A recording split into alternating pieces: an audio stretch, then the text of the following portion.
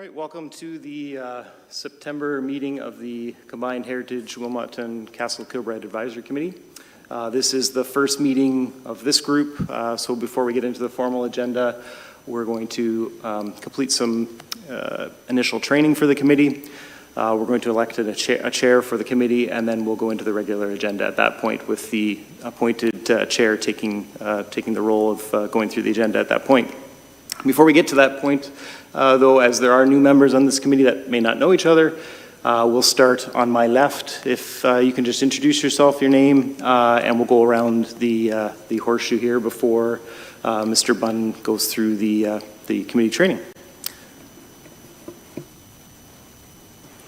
My name is Colleen Herner, and I am here basically representing Castle Kilbride, the advisory committee, with the old Castle Kilbride Advisory, and now we're all together on Heritage. My name is Ren Eby. I'm with Heritage Wilmot. Hi, I'm Mark Roll, and I was Heritage Wilmot as well. I'm Yvonne Zima, and I'm with Heritage Wilmot, and like some of the other people who have spoken, we've been on the committee for a couple of terms at least. So. I'm Al Juncker. I'm on Heritage. Was on Heritage Wilmot for a long time, like a lot of other people, and I'm from New Dundee. I'm Wade Brown. I'm a new committee member, just from St. Agatha. I'm Patty Clark, and I'm from Wilby Road, north of Erb, and I've been on Heritage Wilmot for quite a while. Nick Bogart. I live in New Hamburg, and I've been on the committee as well for 2 or 3 terms now. I'm Alan Doherty, new to New Hamburg, about 6 years, new to the committee. Looking forward to see what this is all about. Stephen Martin. I'm a councillor on the Township Council and Ward 4. So I guess I'm the council representative. My name is Cameron Miller. I'm a planner for the township, and I live in New Hamburg. And I'm Sherry Graup. I'm the curator of Castle Kilbride. And I guess I actually never formally introduced myself, but Andrew Martin, manager of planning here for Wilmot. So I'll turn it over to Mr. Bunn.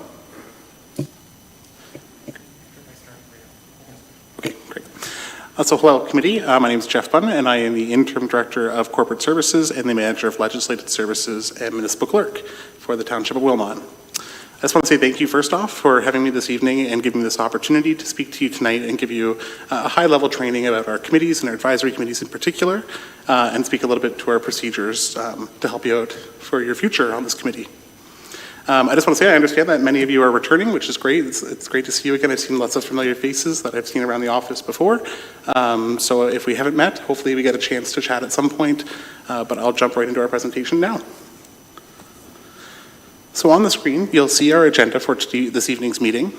Today I'm going to be quickly speaking to the role of advisory committees and our quasi-judicial committees, the role of citizen committee members, that of council and staff, and those who participate in our meetings. We will speak about meeting procedure, including the agendas, disclosures of pecuniary interest, debate and discussion, motions, voting, and the minutes. And I'll also briefly touch on the code of conduct and conflict of interest policies as they relate to you as committee members. There are 2 types of committees, those that provide advice to council and those who council is given authority to make decisions on behalf of the municipality. Advisory committees provide advice and recommendations to council and staff, and in collaboration with township staff, they develop and implement work plans, and they're also governed by terms of references. Quasi-judicial committees are a little bit different in their scope, and those committees make decisions on behalf of statutory authority from legislation like the Planning Act, the Building Code Act, and in some cases even the Heritage Act where applicable. Decisions are not ratified by council, and they are appealable to tribunals, such as higher courts like the Ontario Superior Court. They're also governed by terms of references, often dictated by legislation itself.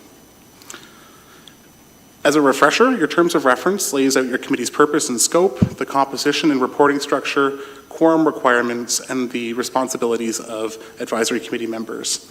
If you haven't had a copy yet sent to you of your terms of reference, I'm certainly happy to provide that. They're available online, but we can make sure that they're sent out if you haven't seen them. On the screen, you'll see a high-level chart that depicts the committee structure at the township. There's one township advisory committee at the moment, and that's reporting to council. That's this committee, the Wilmot Heritage and Castle Kilbride Advisory Committee. And within the green box, you'll see our three quasi-judicial committees, being the Committee of Adjustment, Property Standards Appeal Committee, and the Dangerous Dog Designation Appeal Committee, which those three operate a little bit different than advisory committee, and they're somewhat removed from council, as I mentioned, the legislation really gives them their authority to make decisions on behalf of the township. As a citizen members are volunteers. They're appointed based on their subject matter knowledge and expertise. They're voting members on the committee. They're able to participate fully in our debate and our discussions. They're responsible for disclosing any direct or indirect conflicts of interest or conflicts of pecuniary interest. And of course, one of our rules from our code of conduct that we can speak more to is that our citizen members are not able to speak on behalf of the township or on the committee to the media or publicly representing this committee. That would come through the committee itself or through the staff.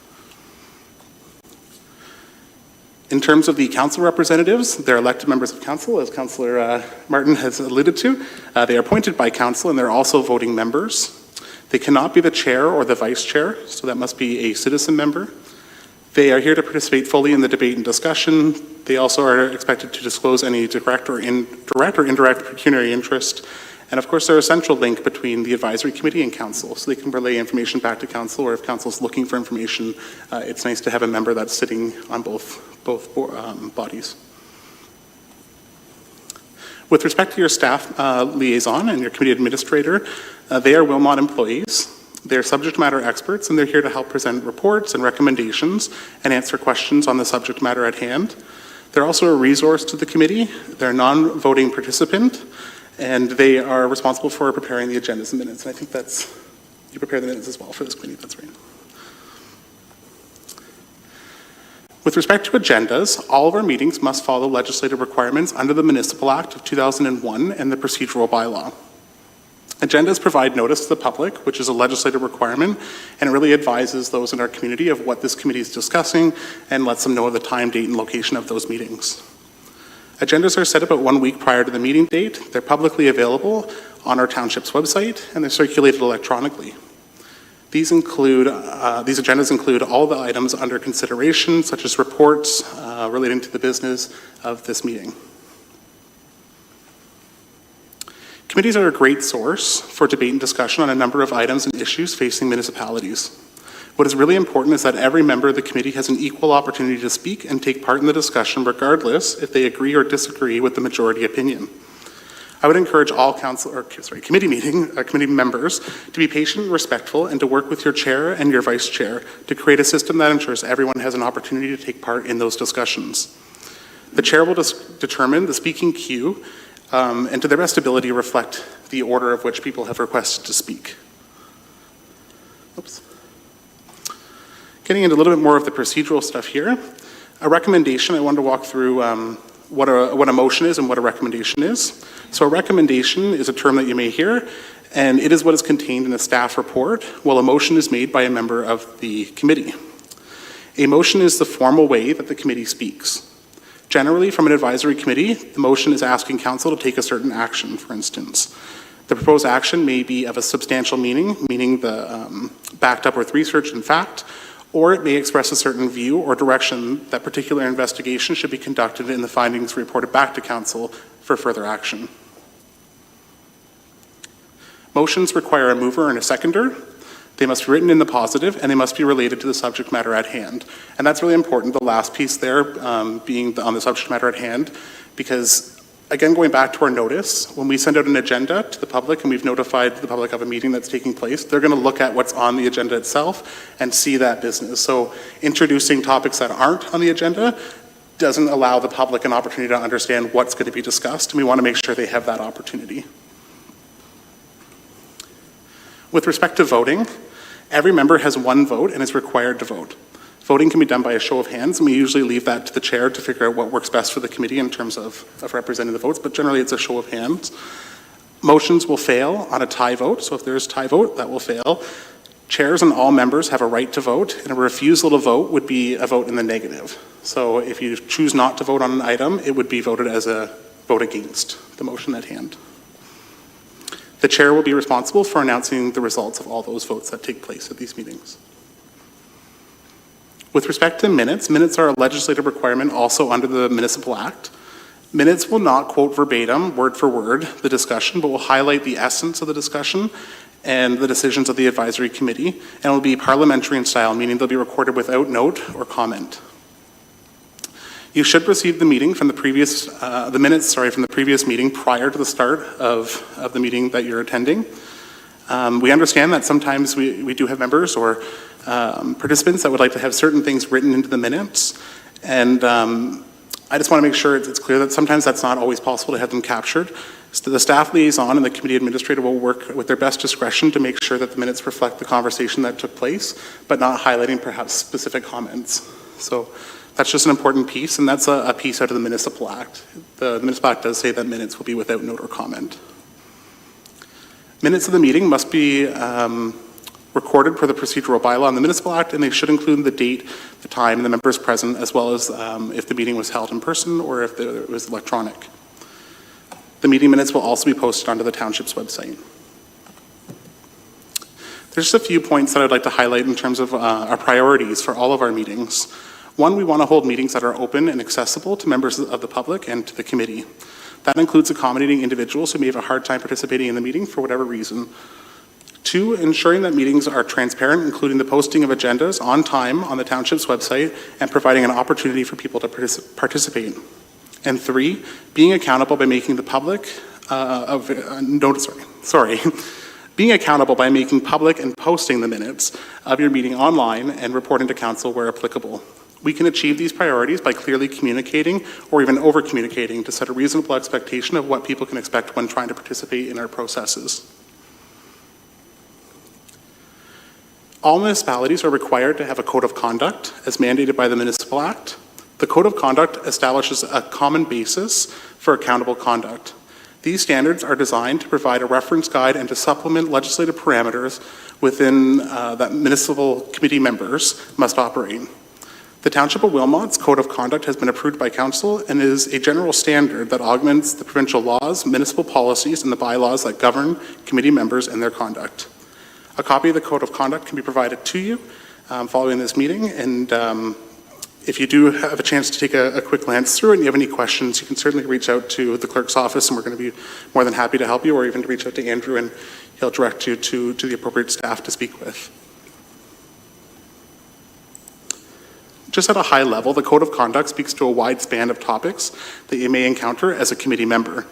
These include gifts and benefits, confidentiality, communication and media relations, the use of municipal resources, business relationships, influence on staff, and conduct during meetings.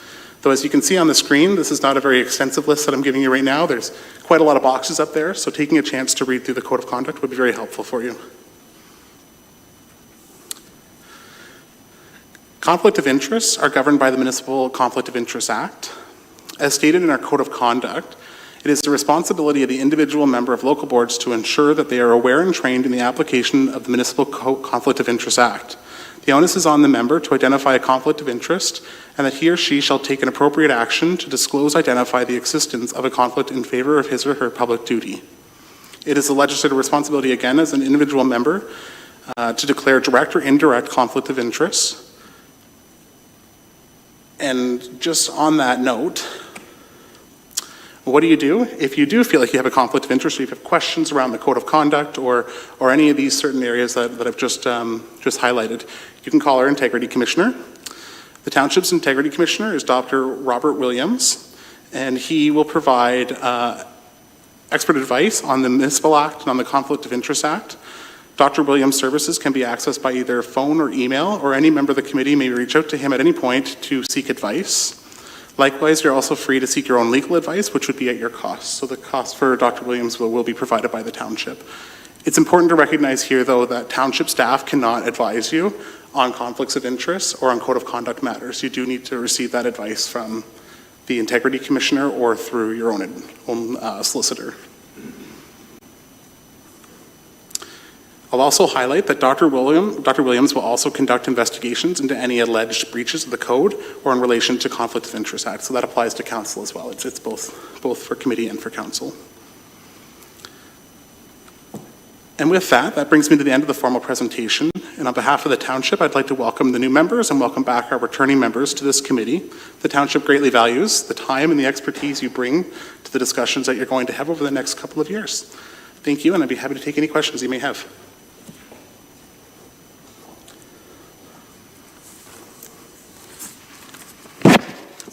It's a lot of information I just put at you, so I can certainly circulate the presentation as well. And if, of course, any questions do come up, I'm always here at the office and available to provide any advice that I can give or to provide clarification. So if something does come up, I'm happy to help.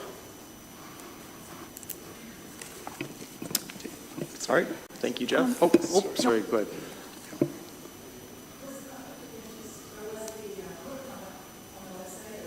Yep, our code of conduct is on the website, but we'll make sure that it gets circulated. And just one further note on the code of conduct and on the conflict of interest that I didn't include in the slides, but I will just mention is that we are looking to book a session with Dr. Williams. So we will be able to invite all committee members, not just yourself, but our other committees as well, to have an opportunity to learn from Dr. Williams and take a moment to sit in with him and have a more in-depth chat about what the requirements are.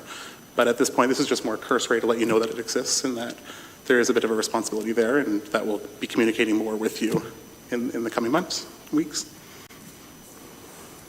Great. I'm glad to hear that. That would be helpful. When I was on council, Dr. Williams made a presentation, and it was very informative. So I would suggest that if you can, you attend it, because if you have any questions or doubts in your mind about it, he will make it very, very clear.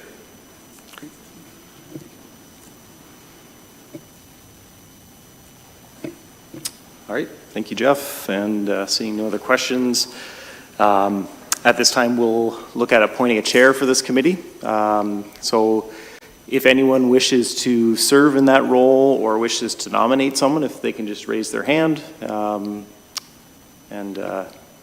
see one hand. Is anyone else?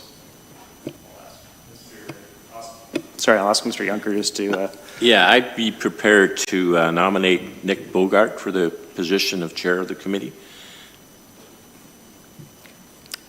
Is there any other individuals that wish to nominate anyone or volunteer to serve in that role? All right, so we do have a nomination. Mr. Bogart, is that something you'd be interested in doing? Yes, it is. Thanks, Al. All right, so I'll just look to the entire committee as a show of hands. If you're all in favor of that, if you'd raise your hand right now, we'll, and I see that is unanimous. So Mr. Bogart, thank you for taking on that role again here. And if you want to resume the remainder of the agenda and if you want to take a position at the front of the horseshoe here, we can start that. So the first part of this agenda will be the territorial acknowledgement, which Mr. Bogart will read. As you'll see posted in the agenda, we would suggest that subsequent meetings follow alphabetical order if individuals would then read that territorial acknowledgement unless there's any concerns. But I'll let Mr. Bogart get to that after he proceeds. Thanks, Andrew, and thank you all again for the nomination. Thanks, everyone. I look forward to serving as chair again for the committee. I'll start with the territorial acknowledgement. We've gathered in Wilmot Township on the traditional territory of the Neutral, Anishinaabe, Haudenosaunee, and Mississauga peoples. We also want to acknowledge the importance of the Dish with One Spoon Covenant, a peace agreement made between the Indigenous nations before the Europeans arrived. It characterizes our collective responsibility to each other and Mother Earth. We should take only what we need, leave enough for others, and keep the dish clean. By acknowledging this covenant and the First Nation, Métis, and Inuit peoples, we're reminded of our important connection to this land where we live, learn, and work together as a community. Next is item 5, disclosure of pecuniary interest. I don't know if there was any received by staff. There were not, but if we just before we get to that, there is a recommendation just tied to the future reading of the territorial acknowledgement, so if we just wanted to address that, that'd be great. Sure. Yes, thank you. So there's a recommendation that the territorial acknowledgement be read at subsequent meetings by the committee members, following alphabetical order of last names. Any comment on that? Okay. Could township staff circulate a list that just has us all sorted by name and Yeah, so what we will do going forward when we circulate the agenda for that month, we'll list the person who would be, who would follow next in that list. Okay. Excellent. Now moving on to number 5. Any pecuniary interest to disclose under the Municipal Conflict of Interest Act? Seeing none. We'll move on to Heritage Wilmot business. First item was 1522 Bethel Road, exterior repairs. There's a recommendation that Heritage Wilmot and Castle Kilbride Advisory Committee endorse the proposed repairs as presented in report number HCAC 01-23, and that the committee appoint 2 members to schedule a site visit with the property owner in September 2023 to photograph the exterior of their home and collect pieces of the existing barge board for storage in the township archives. And there's a staff report that goes with that as well. And I see the property owners are here too. So I don't know if there's any questions that they will need to address, but just mention that as well. Andrew? So I'll just, we kind of move away from we different processes in previous meetings, so I'll just give a brief highlight from a staff perspective. Hopefully the committee's had an opportunity to read the reports, but just to kind of get some additional information out there and to highlight kind of where we got to with that recommendation. So we have been in conversations with the property owner. They've essentially indicated that their home is in need of repair. The property is designated. Specific facades and features of that home, exterior of home, are designated under the Heritage Act. What they have found, though, is that the decorative barge board on the building is very difficult to replicate without significant cost. They did have qualified contractors provide a quote to both manufacture the barge board in its to match the existing and the installation component, and those costs were very significant and beyond the scope of what they were able to feasibly undertake for the property. So from a staff perspective, we would suggest that there's ample opportunity to document the existing building. Removal of the barge board doesn't change the structure. It could be replaced in the future. And certainly the property owner is willing to facilitate that documentation through taking pictures on site. I know the committee does already have a number of pictures, but perhaps taking more recent ones. And also they've offered to donate a portion of that existing barge board to the township and the township archives. Ms. Gropp has indicated that there would be an opportunity to hold that here and perhaps even display it within the museum. So that is something that would be available to kind of preserve this. So from a staff perspective, we're suggesting that it would be appropriate to allow them to proceed to restore their building safely using maintenance-free materials. It doesn't change the structure. It allows for the opportunity, if funding were to be available in the future, if the current owner or future owner were to want to reintroduce that barge board, there would be ample documentation to allow that to occur.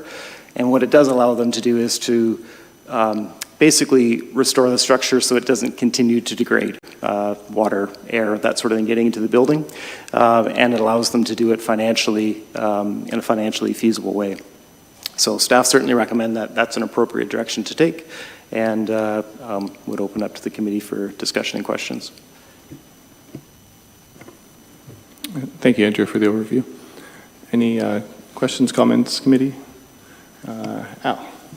Just a point of clarification. So they'd be prepared to provide a section of the barge board and also one of the drop pieces, because it's the drop pieces that are probably the most significant item in terms of architectural interest. Sorry, that's correct. I didn't highlight that, but they had offered both, yes. Thank you. Yvonne? We don't have the document referring to the actual,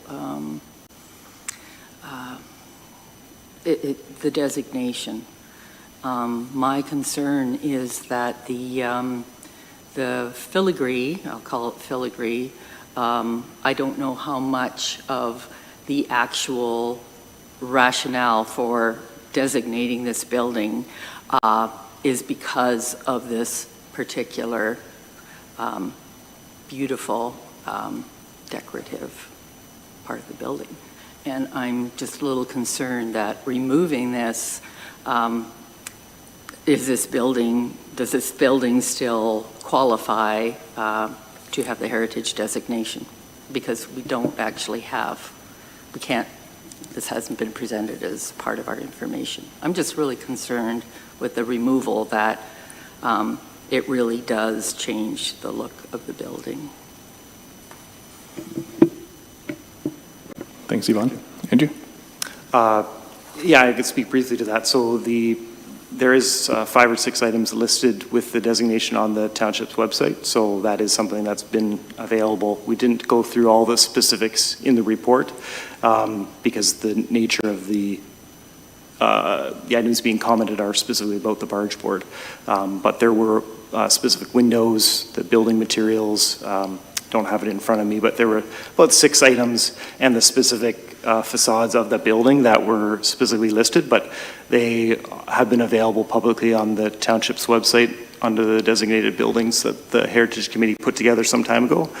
So that hasn't changed and has continued to be available there. But specifically in this case, it is one of several items that is looked at. Certainly from a staff perspective, we wouldn't suggest changing that in terms of the designation. So that does continue to protect it, so that in the event, if it were to be replaced in the future, it would be replaced in the manner that was originally indicated within the bylaw. So it provides that measure of protection to say that it's not necessarily permanently gone, and that it could be altered to a point where it couldn't be replaced. Certainly what's being proposed here is to remove it, but not alter the structure in any way that it couldn't be replaced in the future. Thanks, Andrew. I do know, Yvonne, that the trim is one of the reasons for designating the property. As mentioned, Andrew, there's a number under there, and one of them is the trim. I thought that too about, do we need to update the designating bylaw? But I think if it stays on, then it's seen as a temporary thing that could be undone in the future. Yeah, Bren, I think you're next. I'm just worried about, or concerned about, if these things are donated to the archives, how is that being stored? The archives is a limited space, and there's been a number of 3-dimensional items donated to the archives in past. How is that being stored? And how much can be stored in the future? That sounds like a Sherry question. That is a me question. Yeah, so we've actually had our entire collections area redone. We have a rolled mobile storage system now, which is all condensed and has allowed us to collect more items. This item, depending on what size it would be, could be easily stored in there. And I do like at the point of that it can be used in the future to replicate it. We actually have some items that were donated by the Herner family, which we refer to quite often to replicate for Castle Kilbride itself. Yep. Thanks, Sherry. Mark? Yes, I think I'm in agreement with Yvonne about the removal of the barge board. I can understand why, but it's very unfortunate since it's a key feature of the building and the designation. I was wondering, is it a possibility that 3D printing could be investigated? Is that a method that could be used, and would it be cost effective? I don't know if that's been explored or not, but there's a lot of things that 3D printing can do.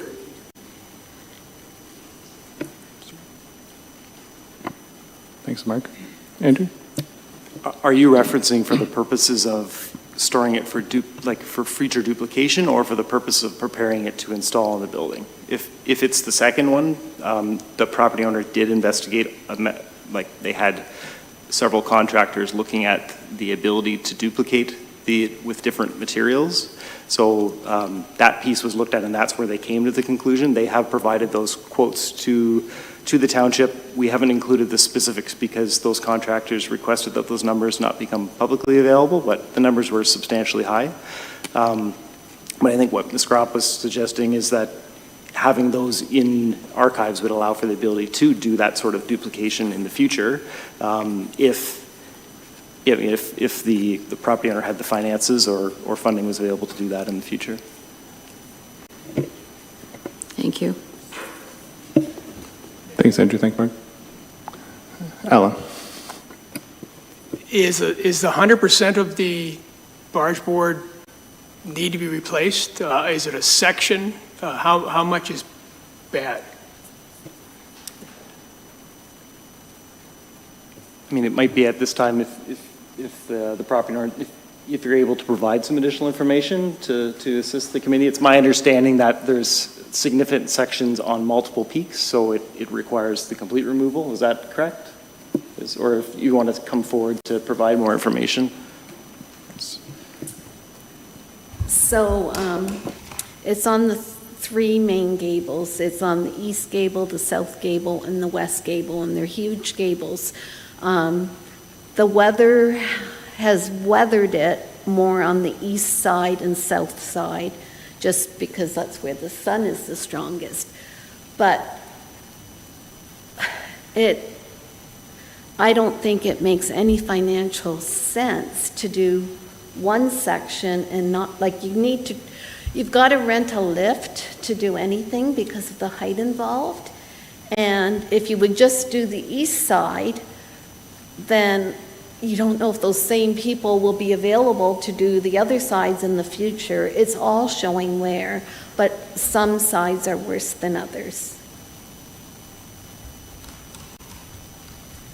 Does that? Thank you. Councilor Martin? Thank you, Mr. Bogart. I guess I have a question about feasibility and practicality, and I appreciate, is it Karen? I appreciate, Karen, you being here and speaking. I have a house downtown New Hamburg. Last year, we spent a fair bit of money having the outside facade repainted. My house is not designated heritage.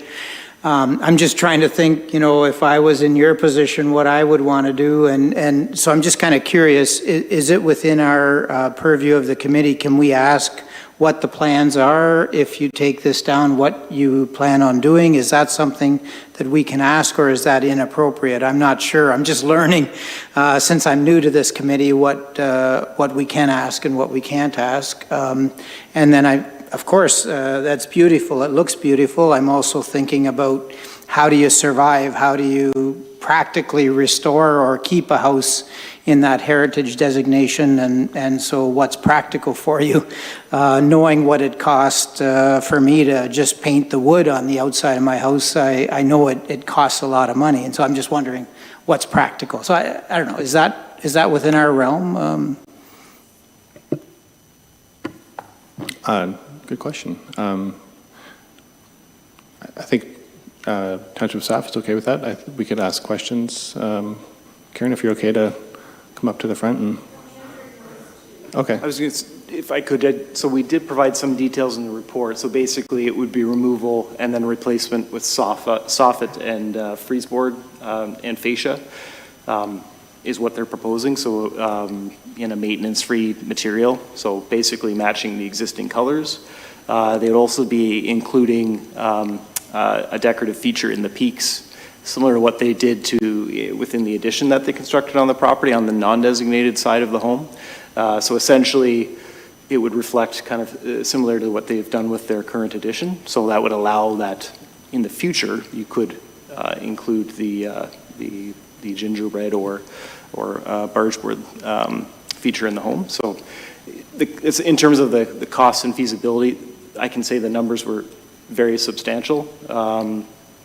And so from that perspective, we recognize that, it's financially not a feasible option at this point for them if the building is in fact in need of repair, which they've identified it is. So. Thanks, Andrew. Al? Yeah, I'd like to point out that in addition to the architectural reasons for designation of this property, there are historical and cultural reasons as well, which remain. Jacob Betchen was the first reeve of Wilmot Township and extremely involved in the community. Although he didn't build this house, he was the person that got the original property and cleared it and built the predecessor home. I believe his son Gottlieb, who was also very prominent in the community, actually built the house. So those facts are still there, and they are an important part of why the property was designated.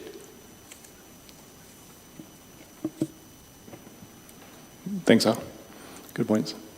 Anyone else? A question I did have was, I know there's a range given for the cost. I was curious how much of that was related just to the barge board versus the like the remainder of the work they're doing. Is it like half or third or 2/3 or? I was just curious. I mean, I'll allow, if it's okay, if the property owners are comfortable sharing some numbers or some percentages, I will leave that to them at this point. Just a rough idea. Yeah. Would be. Of the total cost that was given, I was just curious how much of that was related just to the barge board, like the trim, versus the remainder. Yeah. Okay.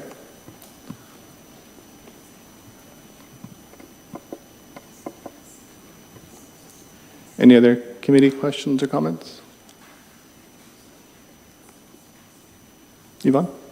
I'm curious if anyone remembers when Karen has come before the committee before with the same requests.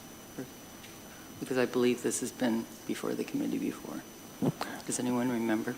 I did have a look back, and it was January 2022 was to do repairs and painting, and then in April, the committee was supportive of replacing the trim with another material, and that was April 2022. So what just to go along with that then, what township have staff worked with the property owner and suggest that they actually go through the process of obtaining quotes? They dealt with the curator of the castle to get contacts for the contractor that undertook the work at the castle, recent repairs, and they had another contractor. So that's following that meeting, they went to that next step to investigate. So they did look at the Akoya wood and also a PVC product that would be maintenance-free. And that's the quotes were obtained on that basis. So that was why they are now back to the committee, because they did that component of their homework and determined that, hey, we're not just guessing that it's going to be expensive. They went through the process to figure out what it would be. And again, there's some validity to what they're saying. They've used contractors that do this work and have done this work for Castle Kilbride in the past. So it kind of gives some additional strength to the argument of what would be appropriate to do and what the costs would be associated with that. Thank you. To answer your question, it's over half. Okay, for just the trim part? Yeah. Okay, thanks. Like that includes the drops too. Patty? We're referring to maintenance-free products, but are we referring to vinyl then? Is that? Sorry. Sorry, if the quotes they received for replacement were Akoya wood and I have it in the report. Sorry, what's that? Versatex, which is like a PVC plastic product. So those are what we use to determine, what materials could be used to replicate the existing barge board. For actually what they're proposing would be a I'm assuming it's aluminum and vinyl product for the freeze board and the soffit and fascia that you'd be installing. Is that correct? Sorry, I'll let. So we haven't decided, until they get up there and they see the condition of it, we aren't sure what the freeze board is going to be covered with. Or if the freeze board needs to be removed and replaced. We definitely want to keep freeze board on, replicating what's there in thickness and stuff as much as we can. And the other is just what they recommend for doing on the soffit and fascia. Okay, so I was still wondering if we're talking vinyl then? Or you wait and see, is that the, because it's still a designated house, so it's I'll gonna. look here and see what they've got down here.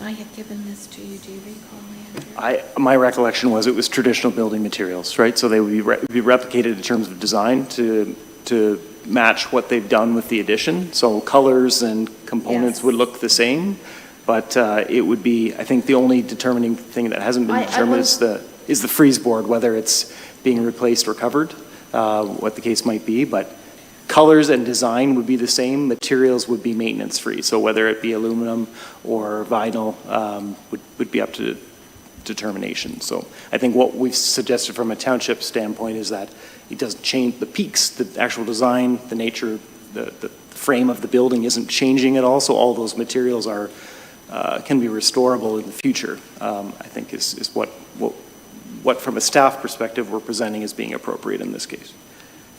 And for the peaks, we're looking at a stock item. When you go to getting something replicated, that's where the cost really runs up.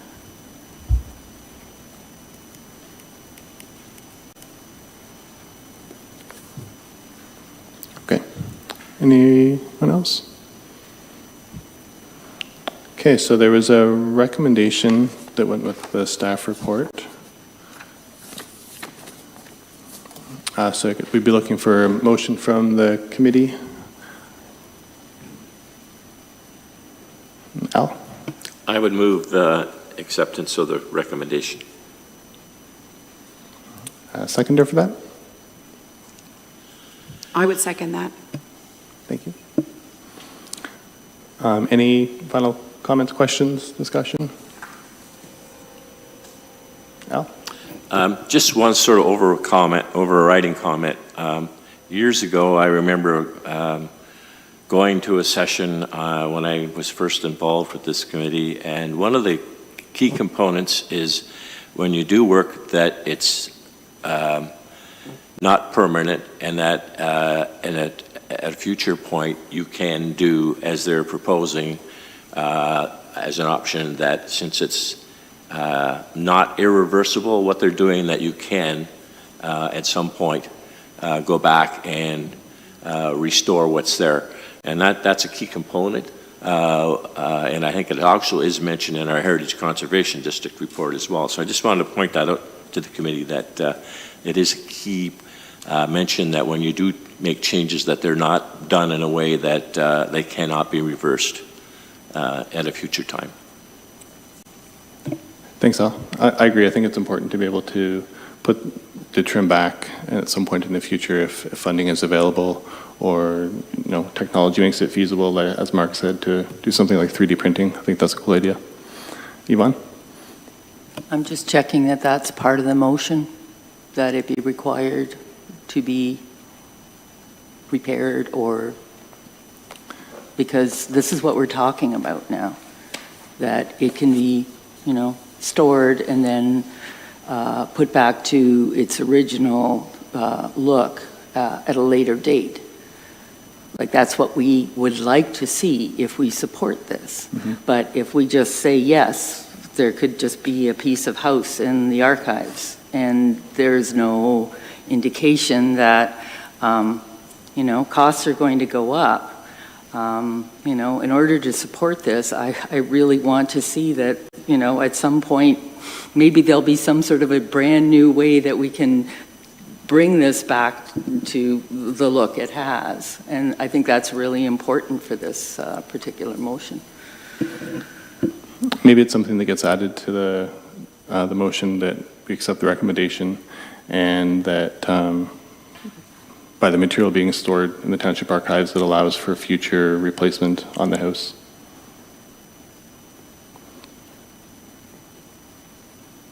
Anyone else?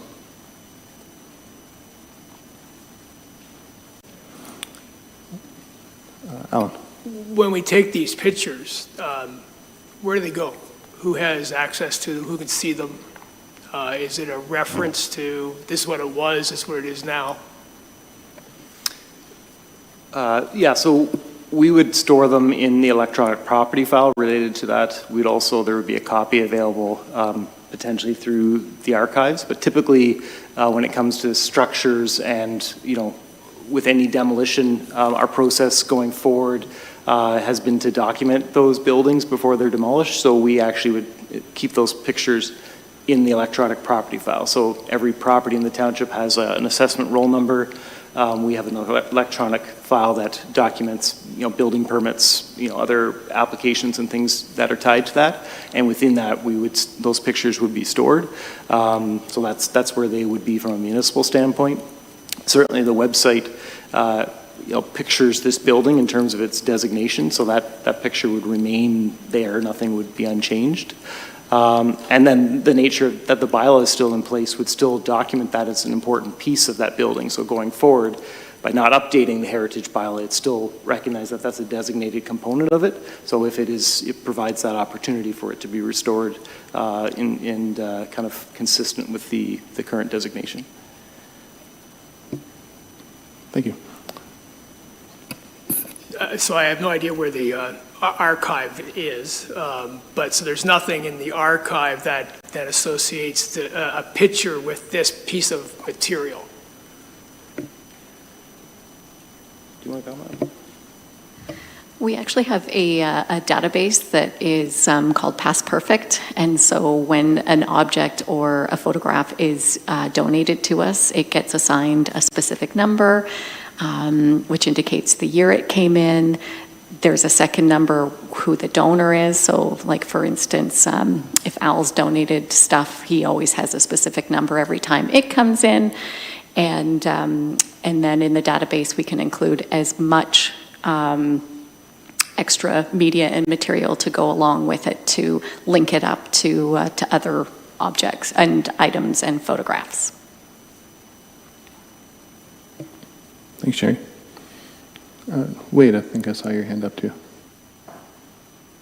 I'm an architect, and I can't help but notice that as these are taken off, much of these elements would go for from my understanding, quite a lot on the open market. Architectural artifacts, weathered, are quite lucrative. And I just wondered if, it's very, very good of you to donate some pieces, to the township. I think that's wonderful. But did you consider the benefits of, selling, the actual product that is pulled off the house to help fund, the repairs? Because I think that there's quite a large amount of fairly, sought after, elements here architecturally. Thanks, Wade.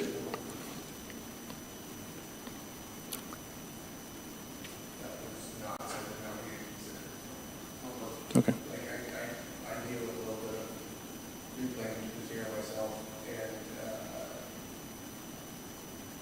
based on my experience, being that I would put it at, of course I looked at it in the overall goals that we get. So that's my experience. I've seen, similar pieces, go for, like a meter of of trim like this, would go for several $100s, so as you sort of wrap around the building, there's a lot of money there, from my experience. In shopping, personally, I see the prices at retail sizable, so I just thought I'd raise it. I mean, it's sort of a secondary thing here. You need to repair your house for sure, but I can't help but think that that there's quite an asset here, in the trim itself, and it might certainly help you in the future. Maybe consider storing it for a little bit. That's the part that's good or better. Any final comments? Okay, so we have a motion to support the staff recommendation with added that materials stored for future replacement of the wood on the house. All those in favor? 1, 2, 3, 4, 5, 6. That's carried.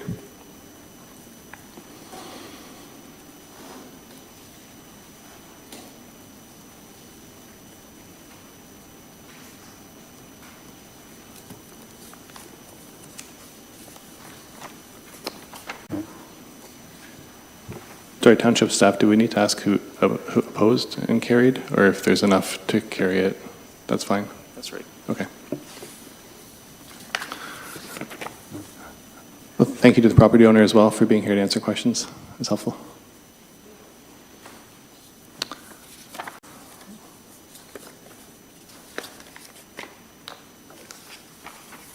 Okay, moving on to 6.2, 90 Wilmot Street, water lot.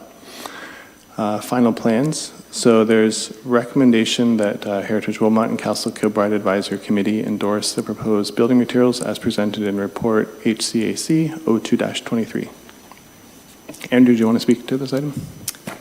Just briefly, so the former Heritage Committee received a presentation from the architect, contractor, and building owner in January of this year, basically highlighting what's presented here in this report as being what they were proposing. At that time, they were still determining what materials would be utilized, colors and materials within the addition, and just finalizing the nature of repairs that were going to occur to the designated portion of the building.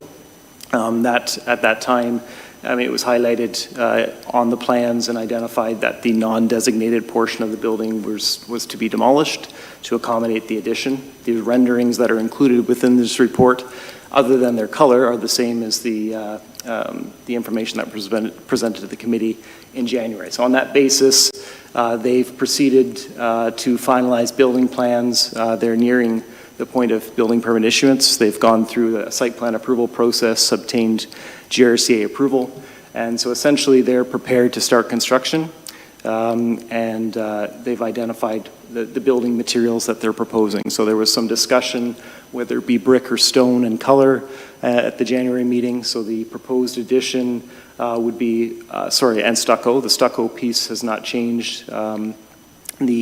The facade that's shown on the Wilmot Street side, they're proposing a stone. A sample of that is included within the report. So it's a kind of a sand color, similar to kind of a lighter brown to blend in with the trim work that's on the, will be restored on the current home. And ultimately, they've since been looking at building costs, and they're still determining whether, at what extent they can afford to restore the existing home.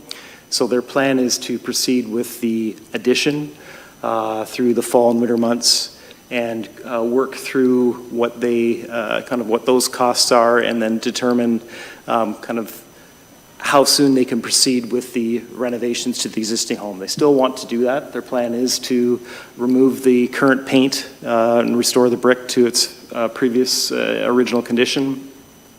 They are going to replace all of the windows with windows of the same size, grid pattern. They would be duplicate what's there. The only difference is that they would be a metal structure, the windows, as opposed to wood. So it would be maintenance free.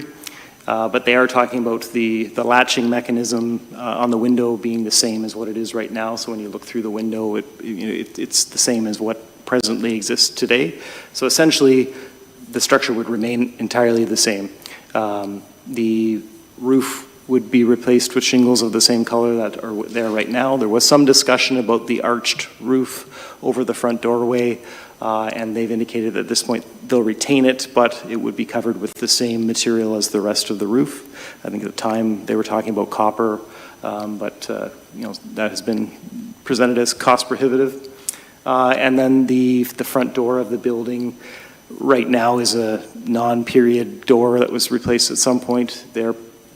They've explained that, I guess, the original building, there was no door there. The archway, you would walk through the archway that has a rounded window at the top with side lights. You'd walk through, and the original door, I guess, is still in the building beyond the one they've replaced. So their plan is to maintain that door, and if possible, make that their exterior door if it can't meet the current requirements for fire purposes or weather tightness. They would replace the old door that's in the front of the building with a wood door with an upper window compatible and comparable to kind of the remaining windows on the home. So something that's kind of in keeping is their plan. And ultimately, staff feel they've done some extensive work here. It's a great investment in the core.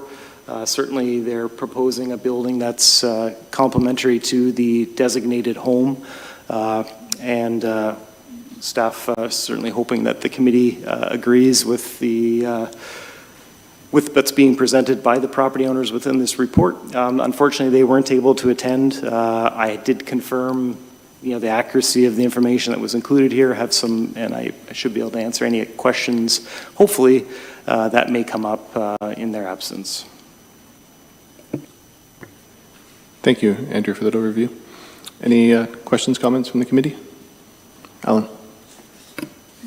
The back of the building that faces the pond,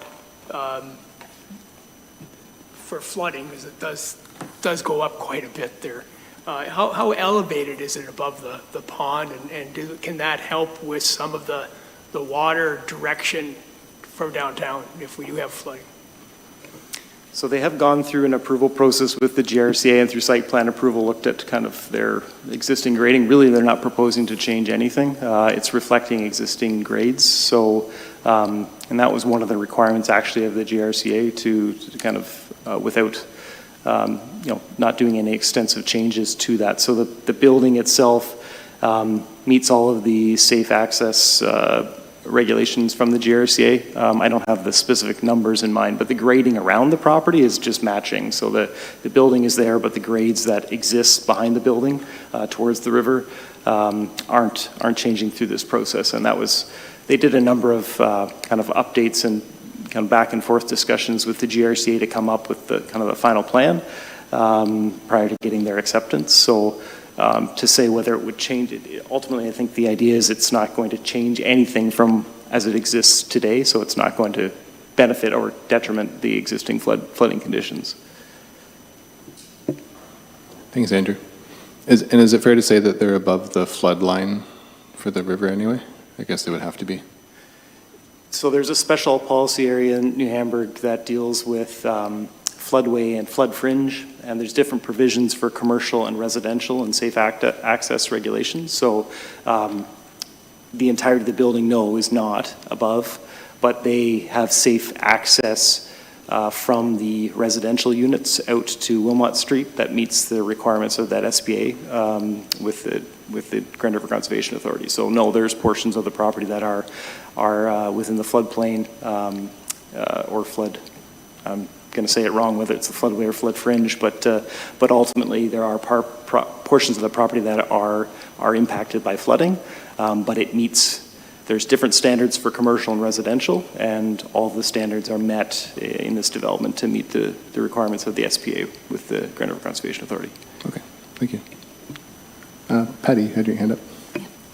Just a couple of things I didn't understand about the windows on the front. That it referred to, hold on here, the bump out windows. So are they so I had the township site up with the description of historic place. Are they the two side windows, or are they within the entranceway? It's just trying to... Yeah, sorry, the bump outs are what they described as the sides. So those two, they look, I mean, essentially like bump outs from the side facade. So they're basically indicating that they're going to stay the same as they are. They're just commenting that the material, the painting, they'll be painted to match, so the lighter colors will match the same trim as around the windows. So they'd be kept exactly as is right now. So if you're looking at the home from what would have traditionally been the front door, on the left and right sides, there's windows that project out the sides. Yeah. So yeah. If you want to scroll up, I think. Yeah. So that you can see the one there on the side, the front doors there. You can see the one bump out on the side. So there's really on the sides. Yes, really on the sides. Yes, exactly. Yeah. So there's one on each side. So that's what that's referencing. Okay. It was just they wanted to indicate that hey, we're keeping it the same.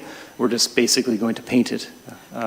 Okay, so the windows there are actually not being changed in that part? Or? The windows themselves are going to be replaced exactly, they will match exactly the same. It's just they're going to then paint, those bump outs have, I assume it's wood right now, so they're basically going to paint them to match.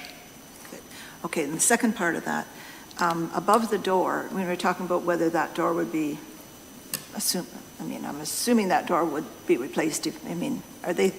I was confused about whether that was maybe going to be kept or it was, because it's a replacement door. Right, so in the front of the building under the Yes. arch. So, and if we scroll down further, Cameron, I think you can see even near the bottom there's some pictures of the original building that you might be able to see a little bit, down a little bit. Yeah, so you can kind of see it, it's dark there, but there's side lights and an arched window above. Yes. And at that time, is what they've explained to me, there was no, you would walk through that, the door was further in, the original door, and they said that door is still there, so they're hoping that is going to be their front door further in. What happened at some point after the fact is a door got installed into that opening. That door isn't, Mr. Juncker has explained in the past that it's not great. I'm paraphrasing, but essentially they're saying if they can't make the interior door work for the external purposes, then they would be putting a new door in there, but it would be wood, like a light wood-colored door with an upper window is what they would, and the window they indicated would kind of reflect the nature of the bordering windows. So that's what their plan is. They just don't know until they get to that point whether they can utilize that existing door inside or whether they need to install it. But either way, the door that Al doesn't like is going to be removed. Yeah. Okay. I just still want to say one more thing there. It's still on that one. So we could be confident that the side lights and the the windows above the existing front door are staying. Correct. Yeah, they aren't. If they are replaced, they've said any window that is being replaced will be replaced identically to what is there right now. Other than if it's wood trimmed, it will be. They actually said metal is what they would be utilizing for it, but it would be dark. So if you look at the original ones, all of the actual borders of the window and the interiors of the windows are all almost like a dark brown or black, and then the outer trim of the window is lighter, and that's what they're going to be restoring it that way. Right now, it's actually all painted the same color. So what they're saying is they're going to bring it back to what that picture looks like. So the window itself will be dark, and then the border around the window, the trim around the window will be like a light sand color, somewhat reflective of what the original building was. But they've indicated that any windows that's being replaced essentially it'll look the same in terms of its, any arch, any grid pattern, everything else will be of like replacement. Thanks, Andrew. Ren. I can't recall myself right now, but is the gingerbread still on the eaves or not? It's not. Okay. Yeah. I don't know when it was removed, but now you're having me second guess. I'm pretty confident. I can pull up Google Street View quickly to see, but I'm pretty sure that I would say Now I'm second guessing myself, but I'll double check right now. Okay, because the second part of the question would have been, Yes. what shape are they in? Yes, yeah, I believe it's not there anymore. Al? So I guess that begs the question, they're going to use this historic photograph to reproduce the trim that was there, if that's the plan? They've made no indication to me at this point that they're basically, they're still determining ultimately what nature of restoration they can do to the existing building. If they were to replace that trim, it would be the same. They basically want to bring the building back as close as possible, but they're not really changing that existing building, so it's not something that really came up in terms of details at this point. But I would say that the answer is if they do replace it, they've indicated anything they replace. So yeah, there is something there, but it's not the original. Yeah, so they've indicated anything will be replaced to match kind of close as possible what was there presently or before. Yeah, it's not the same though. Yeah, that's what I did look at. It's not the same as the original though. Yeah. Yeah, they've indicated that they will be making the determination about the scale of restoration to the existing building in spring. They have indicated that they're going to be replacing like with like to make it look the same. We didn't get into the details of that material there, and that's something we could certainly get more information back. But As a follow-up, could we then ask that when they make those determinations that they come back to us? I was going to mention the same thing, Al. Because this request is for the final colors for the addition, and then the work on the main building will happen after that. So yeah, they are hoping to get endorsement in principle from the committee on what they've listed and what's in that report in terms of the restoration. I think they didn't speak specifically to the trim. I guess my assumption is, based on the explanation about everything else, is that they're replacing like for like. So we can get clarification and we can certainly come back to the committee. I think if that's I think we would prefer that the committee deal with the remaining pieces so that they have direction moving forward with what's been listed. If the only outstanding question is related to that decorative trim, we can get clarification and bring that back to a subsequent meeting. But we would like to proceed, staff would prefer the committee to proceed with what's been listed in the report, which lists everything else but that. Okay. Thank you. Yvonne? I'd just like to reiterate what was said, that I don't like to assume that, it's not been mentioned, but the theme here is replacing like with like, and they're really trying hard to do that, and it's a great project. It's a really great aim and a wonderful location in central New Hamburg, and it's definitely something to be proud of. They've done a good job. But, when they do get to the point where they're making their decision on the door, I think that would be, I would like to see that come before the committee, before they kind of decide one way or another. Just. Okay. Thanks, Yvonne.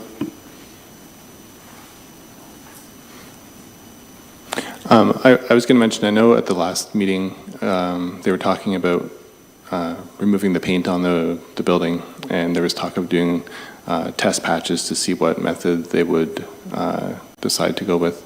And I think it might be appropriate to have them come back at that time if there's just an update when they get to the restoration, what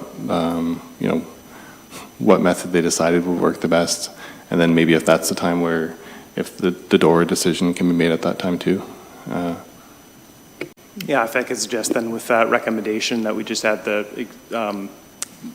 basically accepting everything. So if they want to proceed to order windows and those components anyway, so that's why it takes a significant time because of the nature of the windows to get them in, so they want to order them sooner than later. So I can ask about the front door piece and, we can get that, but maybe we revise the recommendation to say endorse everything, but we'd request that, when the procedure to remove the paint from the brick is determined, as well as the front door, and a comment on the decorative trim or barge board, what the plan is for that replacement, to bring those three items back to the committee for kind of a final check and acknowledgement, I guess, if that works. Mm-hmm.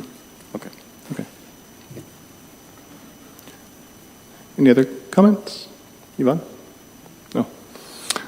So there's a recommendation. It was worded to endorse the proposed building materials as presented in the report.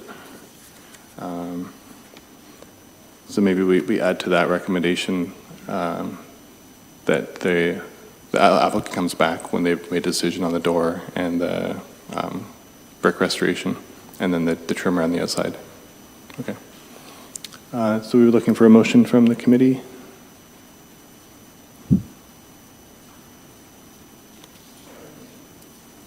Councilor Martin, second. Al? Any final discussion? All those in favor? That is carried.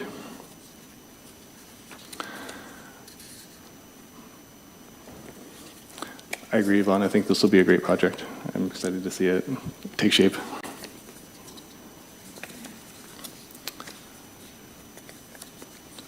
Okay, moving on to 6.3, which is the New Dundee Water Treatment Facility Cultural Heritage Checklist and Evaluation. So there's a recommendation that Heritage Wilmot and Castle Kilbride Advisory Committee advise the region of Waterloo that the committee has no further concerns with respect to the Cultural Heritage Evaluation Report prepared for 328 Main. The final evaluation report be deposited at the New Dundee Library, and that the committee does not require review of a heritage impact assessment for 328 Main Street. Andrew, I'll turn it over to you. Thank you. Just so briefly, the Region of Waterloo is undertaking an EA process to upgrade the water treatment facility in New Dundee. As part of that, there are a number of items that they have to go through in an EA process, and one of them is basically an initial cultural heritage assessment. So they went through they evaluated all the buildings within close proximity to this property in New Dundee, and basically most of the abutting subdivisions are kind of probably 80s, 70s and 80s era homes. But there is one home next to it, the Brown residence at 328 Main Street, that is much older, obviously. So they then did an additional assessment of that building just to look at, whether it meets the warrants that it could be considered to be of cultural heritage significance for designation, which they acknowledge that if there was an appetite to do so, it certainly meets those warrants. And then ultimately the outcome is should there be a next step after that? Should there be a further cultural heritage assessment of that building? So we included a link to that report within our staff report. It was just lengthy in terms of file size. That's why we didn't actually include it as the actual appendix. So if the committee had an opportunity to review that, it does go through kind of that procedure. And ultimately then they're just asking for confirmation both from regional heritage component and from Wilmot's heritage component to determine if there's anything else required at this point, what they should do with that, where they should deposit the report, whether there's any further concerns, and ultimately the determination of whether they actually would need to do a further heritage impact assessment for the building. So from a staff perspective, we're certainly suggesting that the location of the existing water treatment plant, it's there, it's already impacting in terms of any visual aspects, it's there. Certainly the expansion would come closer, but it doesn't involve the removal of any buildings on this property. It's probably good information for the committee to have for those that weren't aware of it. I'm sure some are already aware of the history there. It's not presently it's not designated or on the list that of non-designated properties, but with this information in mind, in the future, after the committee has finished its work with respect to the current list, it may be something that the committee wishes to pursue further and kind of deal with the property owners, see if they're interested.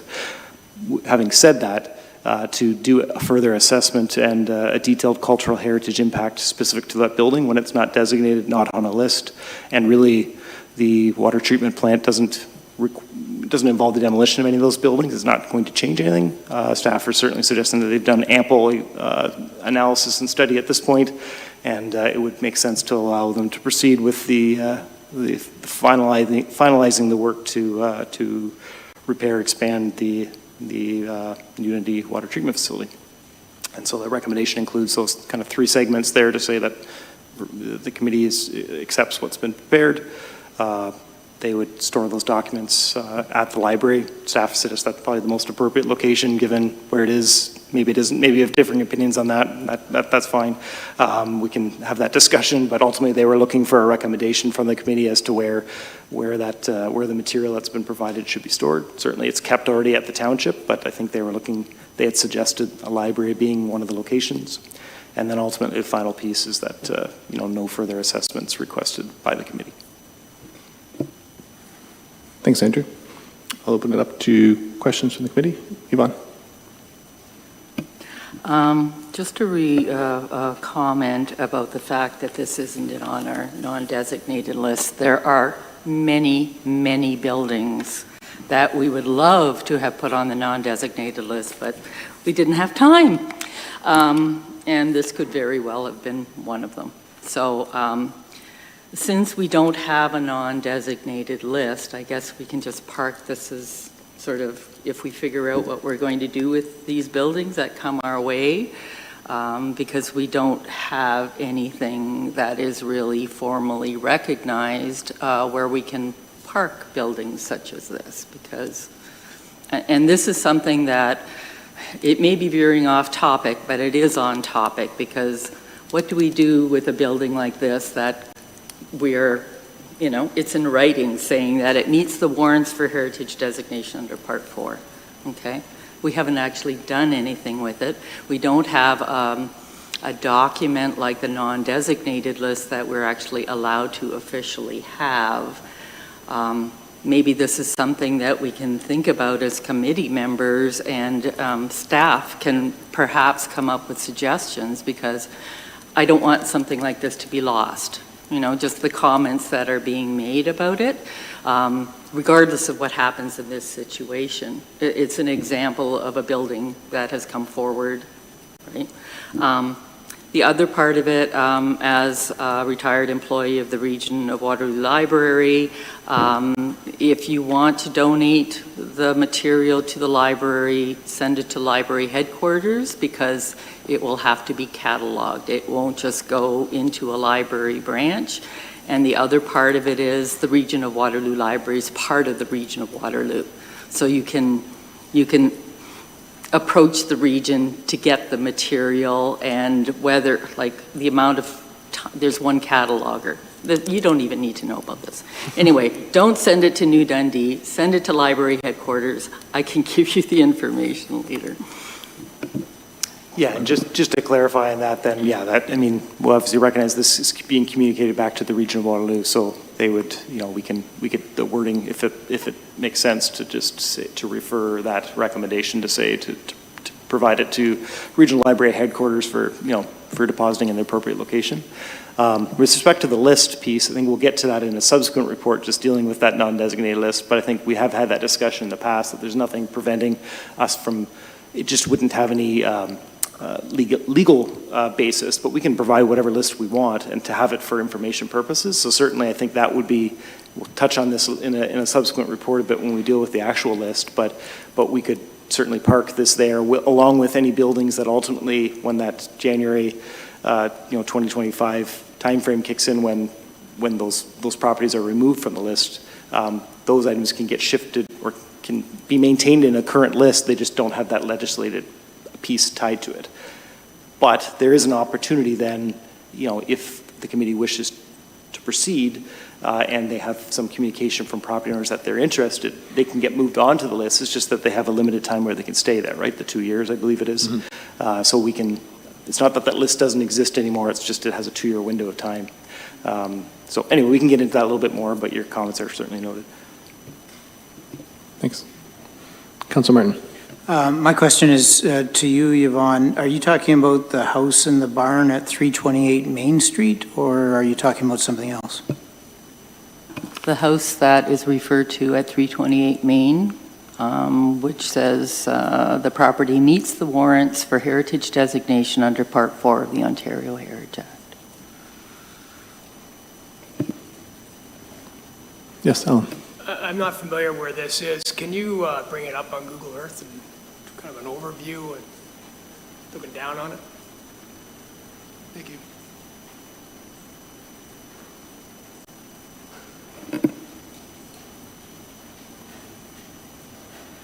So the dot is the home. The water treatment plant is right where Cameron has his cursor right now. So that's, the dam is just to the left there, where you see the pond, but there's the dam. And the home and the barn are right there. And then the water treatment plant, they'd be expanding towards the barn, but not removing any of those structures. And where is it now? Sorry, it's there already. Sorry, you're referencing the dam, or sorry, the water treatment plant? Water treatment plant. Yeah, so it's actually, if you could go back, Cam, so it's right on Alderview Drive, right where he has his cursor. Yeah, so it's a smaller, it's a strip of land that actually extends along that frontage there. So yeah, that's the street view version of it.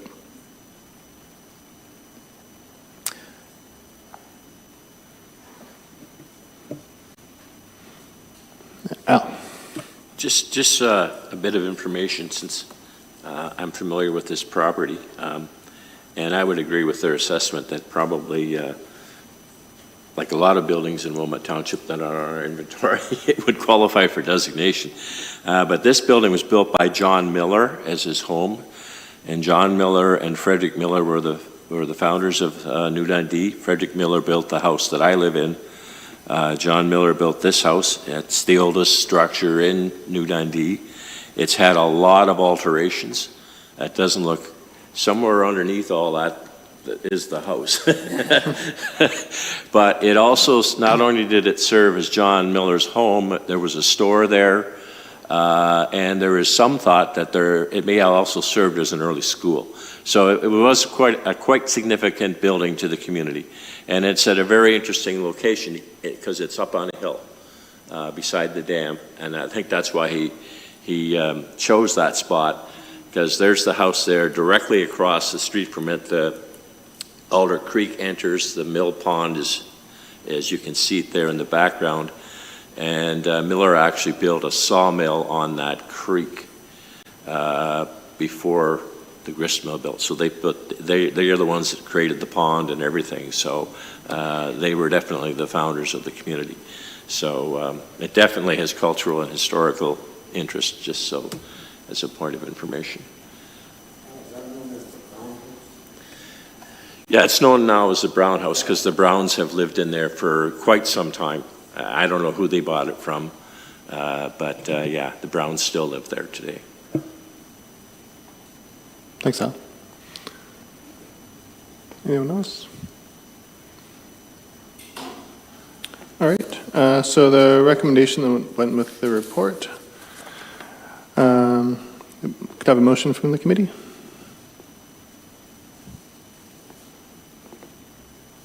Al? Second? Councilor Martin? So motion to accept the staff recommendation. Any final comments, questions? Alan? So with the expansion of the treatment plant, does that mean more houses, a bigger community, for future growth? Is that the idea? No, so there's different drinking water standards that the Region of Waterloo has to comply with, so they need the upgraded facility to meet the new drinking water standards. So they're actually, it's my understanding that they're proactively doing this in anticipation of those upcoming changes, so that they're prepared to do that. So it isn't to necessarily expand. Again, there may be additional opportunity for water supply there that I'm not aware of. That wasn't my understanding. The nature of the application is dealing specifically with providing the space to allow for compliance with new drinking water standards. Just point of information, since I live there, there's a high iron content in the water, and I think that's one of the things they're looking at improving with this upgrade. I don't think New Dundee's ever going to grow. Unless, well, we don't know about our current provincial government, so maybe I'm wrong in saying that, but that's another topic. Thanks, Al. All right, all those in favor? That is carried.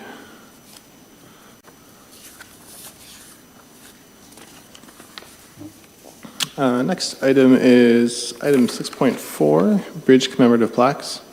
Recommendation from staff was that Heritage Wilmot and Castle Kilbride Advisory Committee endorse the wording and sign placement for the Holland Mills and Bridge Street bridges as presented in Report HCAC 04-23. Andrew, would you like to speak to that one? Sure. Before I get to that, I just realized there was an earlier item related to the Bethel Road property where we just needed to, and we can get to that later, but just before I forget, that we needed to appoint 2 members for the committee to communicate with the property owners about taking those photographs. So I don't know if you want to deal with that now or just if you want to make a note and come to that at the end. I just thought before I forget that. So okay, we'll come back to that at the end. Okay, great.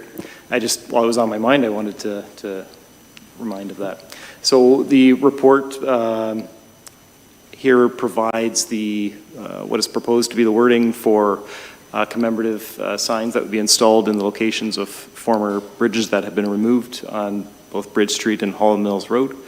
The Bridge Street Bridge ultimately has been constructed with an inset area within the concrete where a 15 by 15 inch plaque will be installed. And the proposed wording and image is included in the report. The Holland Mills Bridge doesn't have that same opportunity, so the plaque would need to be mounted external to the bridge.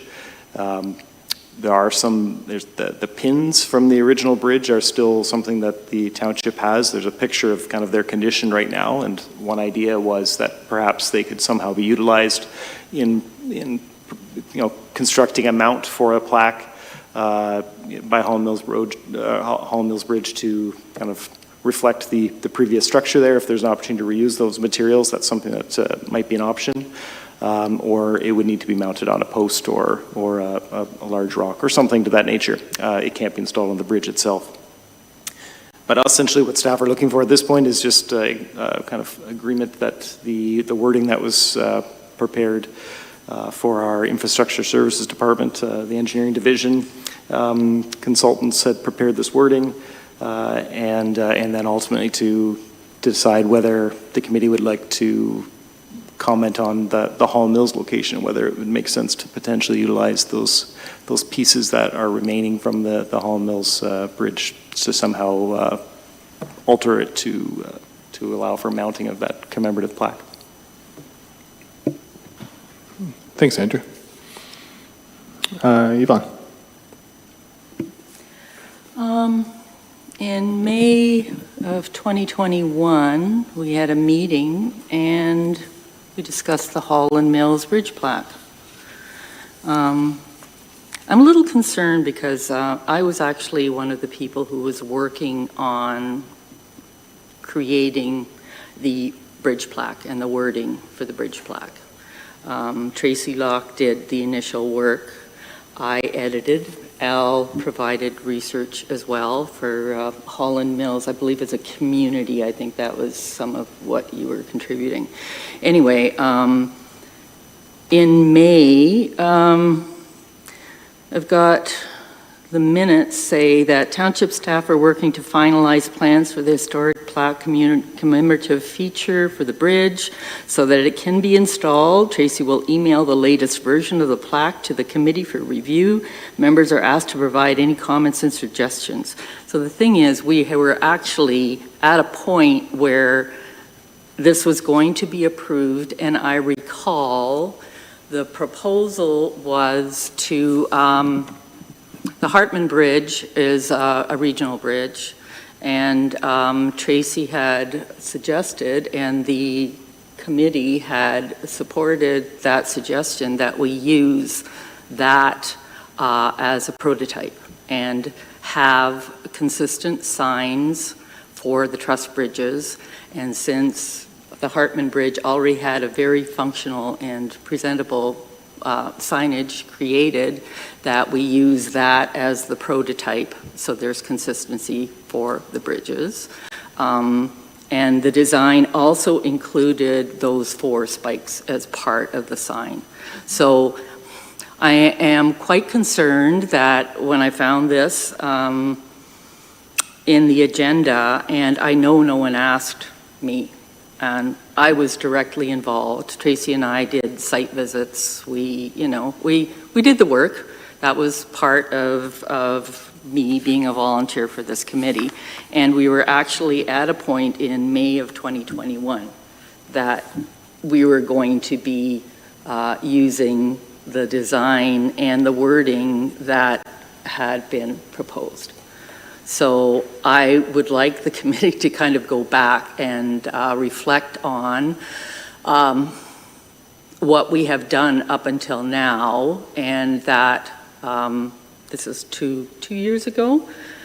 I'm just surprised that I know this information must be in the file somewhere, and it just seems to be a real surprise to me that we now have had someone start from scratch to do a description, and you did all of this work when we had already done it 2 years ago. And I'm going to stop now.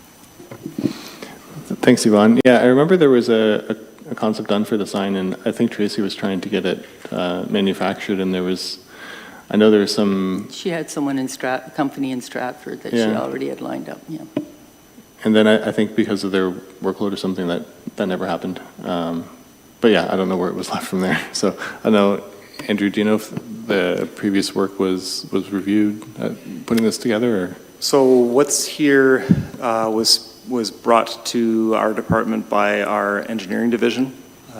I can't speak to where that came from, like in terms of their review of that. Certainly what I can say is that, I mean, obviously didn't proceed at the time. I'm not sure what Ms. Locke did with it at the time in terms of providing the information to our engineering division who's responsible for these bridge projects. I don't know the answer to that. All I can say is, certainly this is, they've done some work, and the consultants that are looking at this design have done this in a lot of other municipalities, and they are proposing something that's consistent. Whether the committee ultimately has concerns with that, I don't know the answer to that. But I think what we're asking is whether this works. Save and accept what may have happened in the past. What's being asked of the committee is this acceptable or not? Thanks, Andrew. Ren? So the Bridge Street Bridge is a bronze plaque. The Holland Mills, what is it? And how is it going to be mounted, and how are you going to prevent vandalism in the future? If I recall, I don't know, Andrew, if you have more information on it, but the idea was, as Yvonne said, to have a larger type of plaque mounted in the ground for the Holland Mills one that I think would be, I know there's a material that's been used on other signs, like at the grandstands. It's like everything proof. But there's no consistency in how we put a plaque at a bridge. It might be a bronze or it might be pictures. Mm-hmm. Certainly what this proposal is that they would be bronze plaques. Like the size and location for Holland Mills was something that's why we've kind of provided suggestions within there. That's what we're ultimately looking for comments on. Yeah, it's in there, but yeah, our engineering division was working with, I believe, Riverside Brass was who they're working with for these. The size for Bridge Street is limited. It can only be a 15 by 15 inch plaque. That's where it needs to be in that location. It was designed on that basis. The Holland Mills piece can't be mounted on the bridge. So then we're looking at opportunities. Would it be on a large rock? Would it be on a post? Could we utilize what was remaining from that bridge? Those are kind of the Andrew, ideas. as a sideline, what does a plaque like that cost? I don't know the answer to costs. I just know that they have budget allocations within those bridge replacement projects. Our engineering division indicated that they have budget money allocated to it. I don't have the exact dollar values. They just simply asked for the committee's endorsement or any comments on these specific proposals. Thanks, Andrew. Al. Yeah, I was a little taken aback when I saw this as well. I mean, it would be my strong recommendation that this be tabled, not be dealt with tonight, that we talk to the engineering department and ask them to consult with us. I think the idea, as Yvonne mentioned, was to use the region's placking system as a template. I was, along with Marg, on the Region's Heritage Planning Advisory Committee, and almost every one of the bridges that was on the Region's 10 Top Bridge site has a plaque like the one at the Hartman Bridge. It offers much more information from an interpretive purpose because you can put photos on as well as a description. You can put a QR thing on it so that people can scan that and get additional information.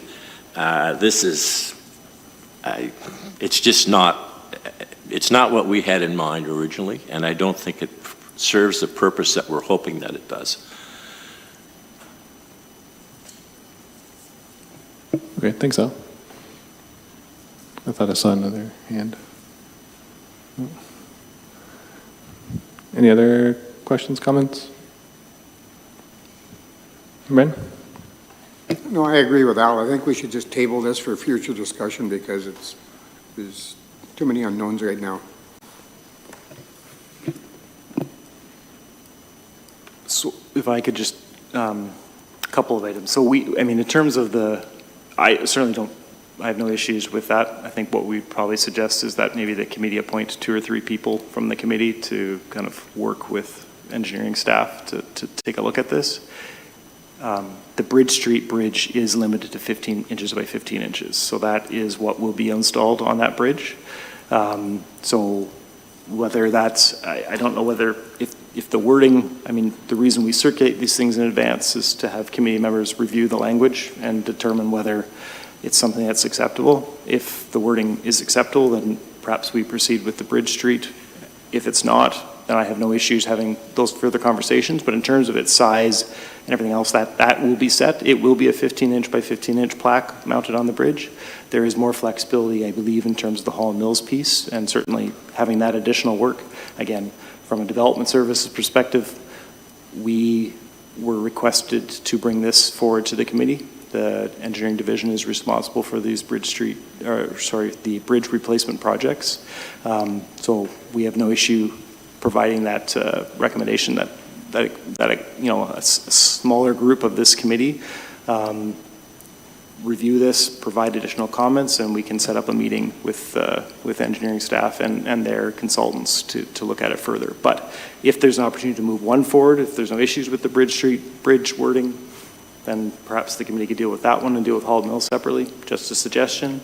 If that's not the case, staff would recommend that the committee appoint 2 or 3 members of the committee, or 4, no more than 4, so there's no quorum, and then ultimately provide additional comments. We were hoping, having circulated in advance, that more detailed comments could be provided, as opposed to just having concerns that it didn't align with previous conversations. There is material in front of the committee to certainly review.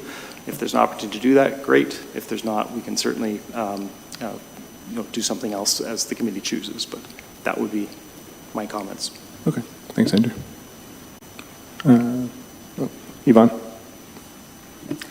The fact that we're looking for consistency in the signage means that a 15 by 15 for the Bridge Street Bridge can still be consistent in the design and the feel. However, I think it's really important to go back to what the original recommendation was that was supported and it was moving forward by this previous committee. Bring back the original work, the research that had been done, and the descriptions. We did a lot of work. I don't want to see that thrown away because it has value, and it was the writing was done by members of the committee, not the engineering department.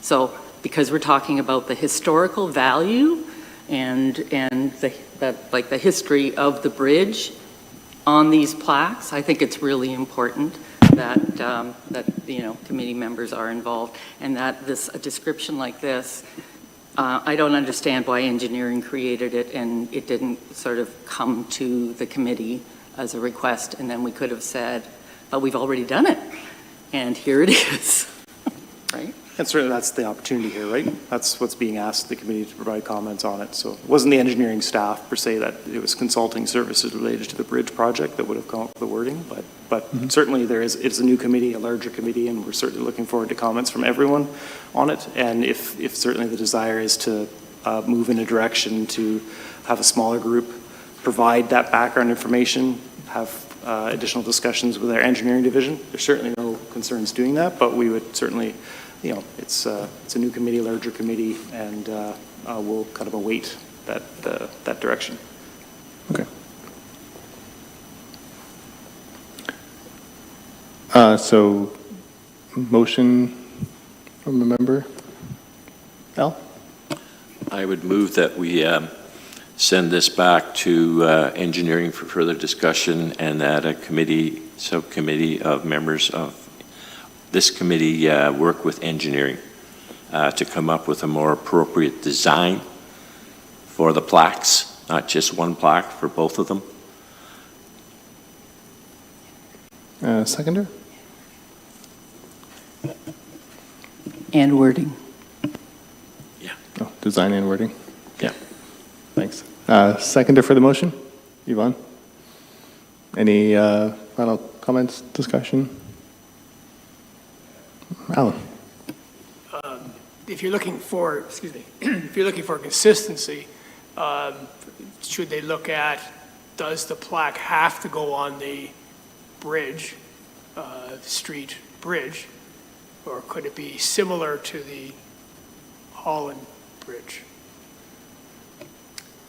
I mean, those are comments. They constructed the bridge with an inset in it, a 15 by, so it's poured concrete with a spot for the plaque to go in. Whether there's opportunity to do it elsewhere, I mean, if the committee chooses to kind of extend those discussions, then there's certainly there's opportunity to discuss to see what the merits are on another location and what could be done with that inset space within the bridge. But if consistency is what they're looking for. I mean, that's ultimately the consistency piece, and the question is ultimately it's what the committee as a whole is looking for. So, your comments and opinions are certainly important. Great. Anyone else? All those in favor of the motion? That is carried. And I won't forget about members to volunteer. So who's interested in forming a subcommittee to work with engineering? Yvonne, Al? Patty? Yvonne, Al, Patty. Okay, so we just have a motion that the committee accept those members as a subcommittee, and then we can document that, and we'll get you guys in contact. Okay. All right. Motion to accept Al, Yvonne, and Patty as subcommittee. Councilor Martin, and second Alan. All those in favor? That's carried.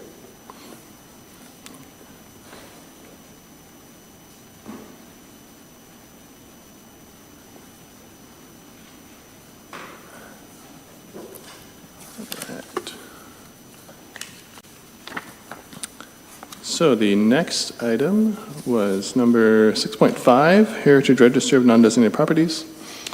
Recommendation, I won't read it all, but generally prepare a script form letter to be used in inquiring with property owners about possibly designating the property, and then come back to the committee. And then there is some items in the recommendation of what to include in the information to potential property owners.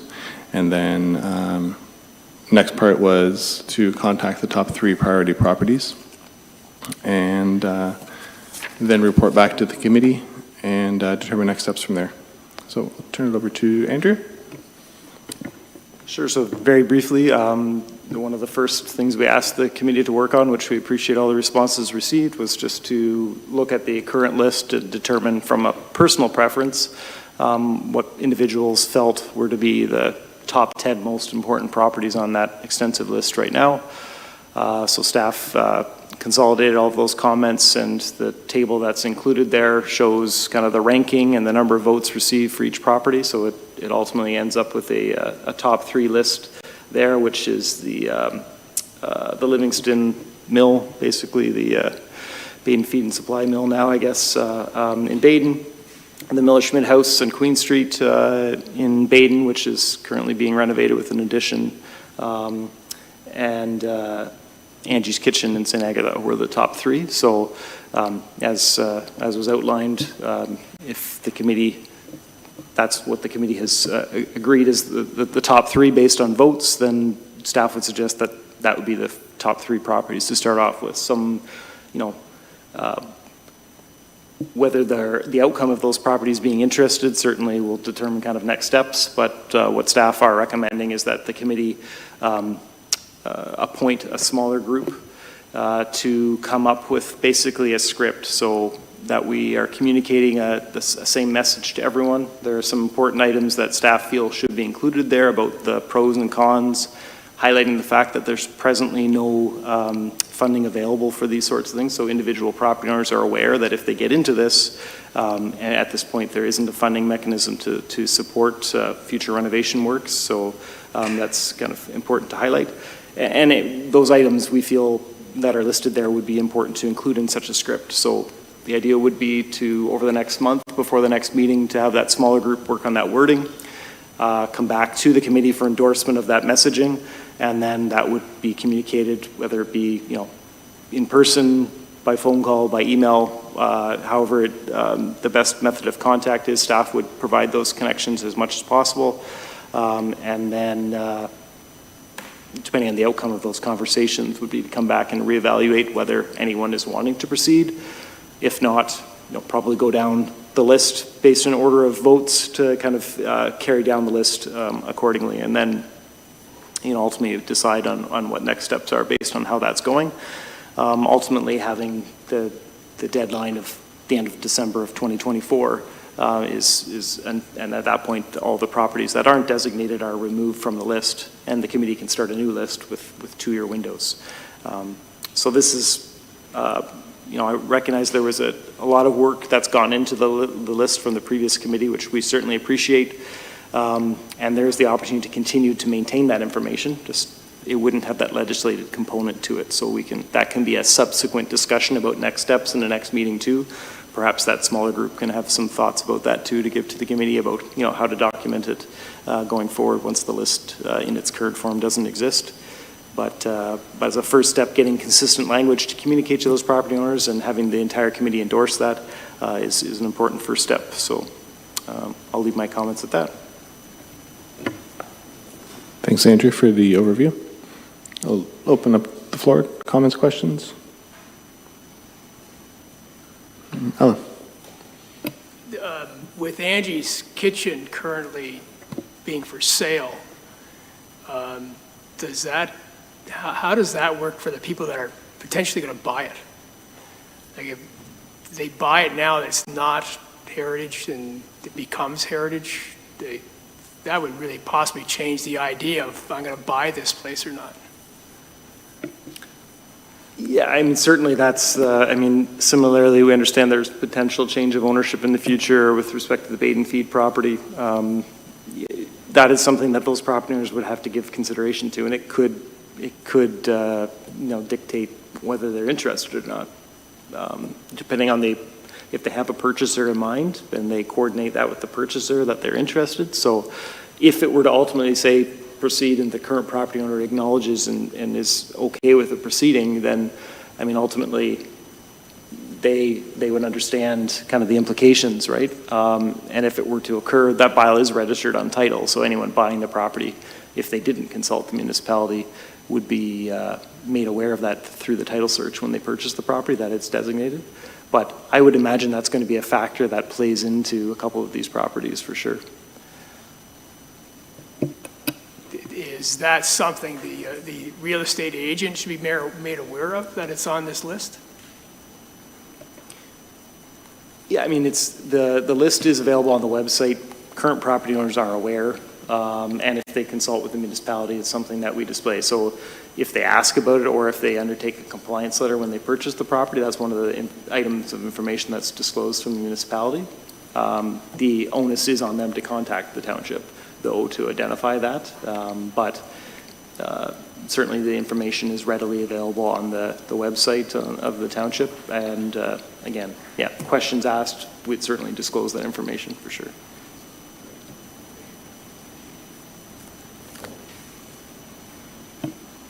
Al?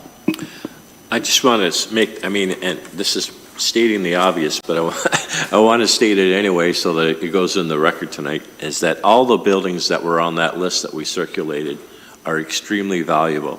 And this was a very difficult exercise, and I'm sure especially difficult for those who were new to the committee. And I applaud you for going through with this, because I found it difficult to do, gut-wrenching to do, and I've been involved with this committee off and on since 1988. So, this was forced upon us by changes brought about by the provincial government. We don't agree with them, but that's another comment, and there's not much we can do about it. But there's a couple of points I want to make that I think we should consider going forward in this. We're going to be targeting 3 properties or whatever, which is what was our original goal. When I was looking through the list, there were another option that we didn't discuss, and I think we may want to entertain going forward, not tonight by any stretch of the imagination, but just to get the idea out there, is that there are several properties in Phillipsburg and several properties in and adjacent to Hayesville. And both or either one of those communities could make a viable heritage conservation district, which would include more properties off the list. So I'm thinking that's something we should keep in mind and consider going forward. There may be other areas, but those 2 in particular come to mind, especially the fact that we do not, to my knowledge, have a single property designated on the Huron Road, which is the most historic road in Wilmot Township. But that's just something to put out there and to think about. And I have one, and I don't know how we could go about doing this. There's one correction that I think should be made with the 10 lists, and that's the Stoltz house. It's listed, it's 1040 Huron Road. So it is on the Huron Road, but it says Manheim. I think it should be associated with Rosebank and not Manheim. And I don't know why it was listed as Manheim, and I don't know how we can go about changing that, because it's just down the road from Rosebank. And that would give Rosebank the sort of recognition as one of our heritage communities. So if we can do that, that would be great. I don't know if we can, how we can go about doing that. I don't whether that would mean council having to make an amendment to a list which is going to be defunct in 2 years, but I think we should try to make that change. I do know that there was something about when the addresses were added that it was based on the mailing address of the community that's chosen. Yeah, I think that's how it was done. But we should add a reference to Rosebank, I think. It's it's quite a distance away from Manheim. But this is right at the corner of Trussler and Huron Road. So it's not close to it's actually not that close to Rose. It's close. It's pretty close to Rosebank. It's fair. Yeah, but I think that Manheim I think is totally out, and I know that's one of them, but. Yeah, that would be good to update that. It's a wonderful home. I think it's falling apart. I'm just remembering it might also be based on if for development services, if it's within a settlement area or which settlement area it's close to. I don't know, Andrew, if you recall that. I do recall making some comments at the time to the former curator just about some of the naming conventions, just because none of these properties are, well, most of them aren't located within those specific communities, but I kind of recall that it was the closest settlement area for the purposes of the official plan. So Manheim being the closest settlement area in the official plan, I think, but I might be wrong on that, but in any event, I mean, it's probably not something that would make a whole lot of sense to go to council to make amendments to the list at this point, but certainly in a list going forward, reviewing how they're organized would be something that the committee should certainly look at. Mm-hmm. Agreed.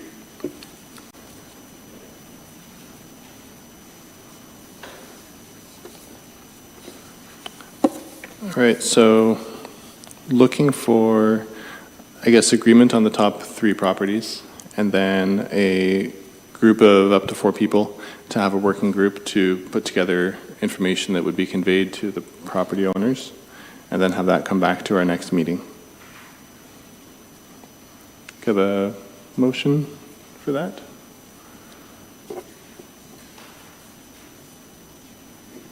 Al? And second? Yvonne? Any final discussion? Patty? Oh, I thought I saw your hand up. Okay. I think it's a great start for a list, and echo what Al said about new members taking the time to go through and pick their top properties. It's a difficult thing to do, and especially if you've been around for a while, and I've been through several rounds of adding properties to the list too, so it's hard to go through and just pick certain ones. But I think the 3 we have are a great start, so I'm excited to see where things go. I guess vote. All those in favor? That is carried. And then members who are interested in being a working group. Yvonne? Mark? I'd be interested in that as well. Andrew, do we need 4 or is 3 good? No, we didn't want to have more than 4 just so Okay. we didn't create quorum. Oh, right. Okay. So Marg, Yvonne, and myself. Motion. Oh, Al? And the second? Those 3 people. Thanks. And the seconder? Patty? All those in favor? That is carried.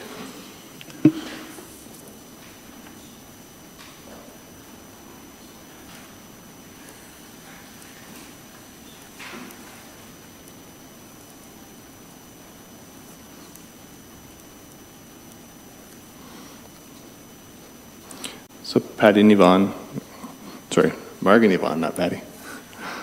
Marg and Yvonne will, I think what makes sense for us is to start with what the township has for communicating out to the property owners, and then we can adapt that for current. Okay. Can you send? I was about to ask. Copy of what? Yeah, we need a copy of the original. Andrea, Sherry, if you could send maybe the letter that went to the land property owners when we added those, because I think they were all fairly recent. And then I know there's a little pamphlet we have of what designation means in that, so that would be helpful, and then we can use that. Okay. I'll work with our files and Sherry to see what we have available. Okay. And then for any of these, the 3 items in this agenda that have a smaller working group, I'll provide communication just about kind of what the next steps are requested of that committee and some timeframes associated with it. So, okay. But whatever information we have available, we'll provide. Okay. Yeah. And I actually might have some stuff too from when we were adding properties, so I'll take a look too. And that's a good segue because we need a couple people to go visit Karen Doan's property to take some photos. Alan? Okay. Anyone else? Wade? Great. Was 2 enough to go visit? Yeah, it's Okay. however many members are interested, Okay. as long as it doesn't exceed Okay. 4, actually technically 5, but yeah. I wouldn't mind going because I've been to her property when we did the last round of looking at changes, so I'd be interested to take some more pictures. Patty? When we were going around, I've got at least 40 photos of that because this has been around and around and around. Yeah. And so I've got a lot too. Okay. And even going up on the roof and looking at them, so, because Stephen went with me and laddered up to the roof, so it's Okay. quite a bit. Great. So if we could, after it's all done, if we could get any pictures that members may already have, in addition to what this smaller group acquires, then we'll make sure we document it on our end. Yeah. Okay. Alan? Should we check to see what pictures we have now and then not have to go out? That's true too. We may not need to get more. We've got 40 of them. Yep, that's an option, so. Sorry. I think it was 2021 in the spring that we went. It was, you know, into COVID, but past that first year. And, yeah. So I'll look, it's not on my phone now, and I think we took a camera, actually. Okay. So, yeah, I'll look it up and let you know. And I did take some before it came to the committee last time too, so. So perhaps that small, you can determine in that smaller committee whether you need to go back out to take Yeah. pictures, but there is still the piece. I mean, we can arrange that ourselves, but if you're interested in meeting with them and getting that, the actual material from her, then that's, I mean, Yeah. we would leave that to you. If you decide you don't need to take pictures, we can always coordinate that, picking that up, but it might be something that if there's an option to choose a specific area or whatever, maybe that's something to talk to her about. Okay. We'll chat. Patty? And on that, she has some that's already off the house, because I know it was at our place for a while, when we were going through this before, and she was getting patterns made and quotes and things, so. Okay. So I think you don't have to wait till the contractor comes to take it off. I think there'll be enough before that. Although there may be things in better condition on the roof, or on the building right now, yeah. Okay. Do we need a motion for that? Yeah, if you Small working want to group? list the members and then have the entire committee vote, that'd be great. Okay. So then a motion to have Alan, myself, and Wade go visit the property if required, and then identify piece to Al too. I would suggest that you still go and visit. Yeah. Yeah, that's nice. Just as is condition now, as opposed to 2 years ago or whatever. Sounds good. Patty, were you wanting to be part of that, or you just said you have pictures? Were you wanting to be part of that group, or you're just offering pictures? I was just offering the Okay, pictures. all right. I'm glad to, Okay. whatever. Okay. Karen's a friend. Okay. So did you want to come too? I'll come with you if you Okay, want. Yeah, all right. yeah. Unless it gets difficult to arrange the time and then. Yeah. Okay. So the four of us then. Motion? Councilor Martin, second. Colleen? All those in favor? All right, working group.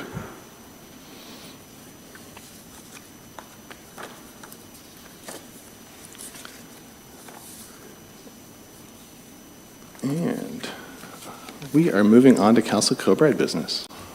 7.1, Castle Kilbride Activities Update. Recommendation that Heritage Wilmot and Castle Kilbride Advisory Committee receive report HCAC 0623 for information purposes.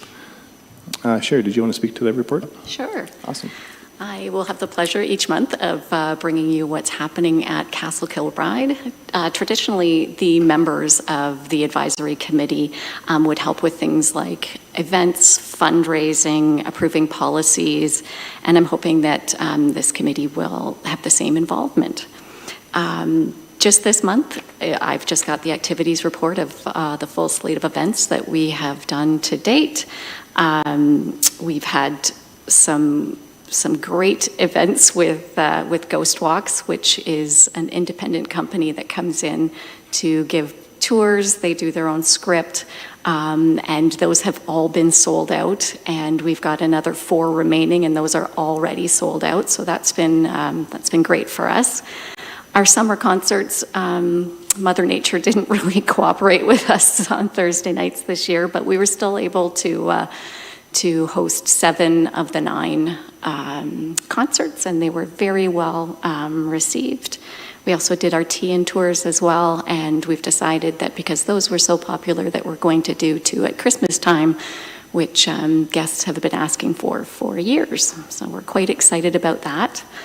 I'll also be bringing forth any recent donations that we've had, because I think that's of interest to this committee. We had some really great things donated this year, in particular the New Dundee band uniforms, the New Hamburg Colleen jersey was a transfer from the Stratford Perth Museum, which was really nice. We had a large donation of Baden baseball uniforms donated, and thanks to Ren, now we've got some more to add to that tonight. And then also last week we had a 1960s, 1970s New Hamburg police uniform donated, which was really neat to see. It's in perfect condition, and it's nice to see New Hamburg police on those patches. Yeah, we've also had the front porch completely restored and repainted, and everything is looking beautiful outside. Our monthly attendance has been good and steady, but always keeping in mind that our busiest time of year is November and December. So I'm sure I'll be coming to this committee in October or November, asking for your help with events at that time. Are there any questions or anything you'd like to see on the report? Sherry, your school visits. Yes. I don't see any local schools. Now, for the last 10 years, I've been driving school bus in this area, and especially Baden kids. Mm-hmm. And I always ask the kids as we go past, have you ever been to Castle Kilbride? And more often than not, they said no. Correct. Is it not on the curriculum at the schools to do that, or what's the problem? Like, I don't know. So we always do present each year to them our activities that we have. We have a full slate of curriculum programs for anywhere from JK up to grade 10. And we actually, yesterday, I booked 3 grade 10 classes from WO, and they'll be coming at the end of September. So that'll be nice to have them, but it's always a struggle to get local schools in. We're more apt to get Kitchener schools here. Correct. Mm-hmm. Mm-hmm. Pardon? It's too close. Yes.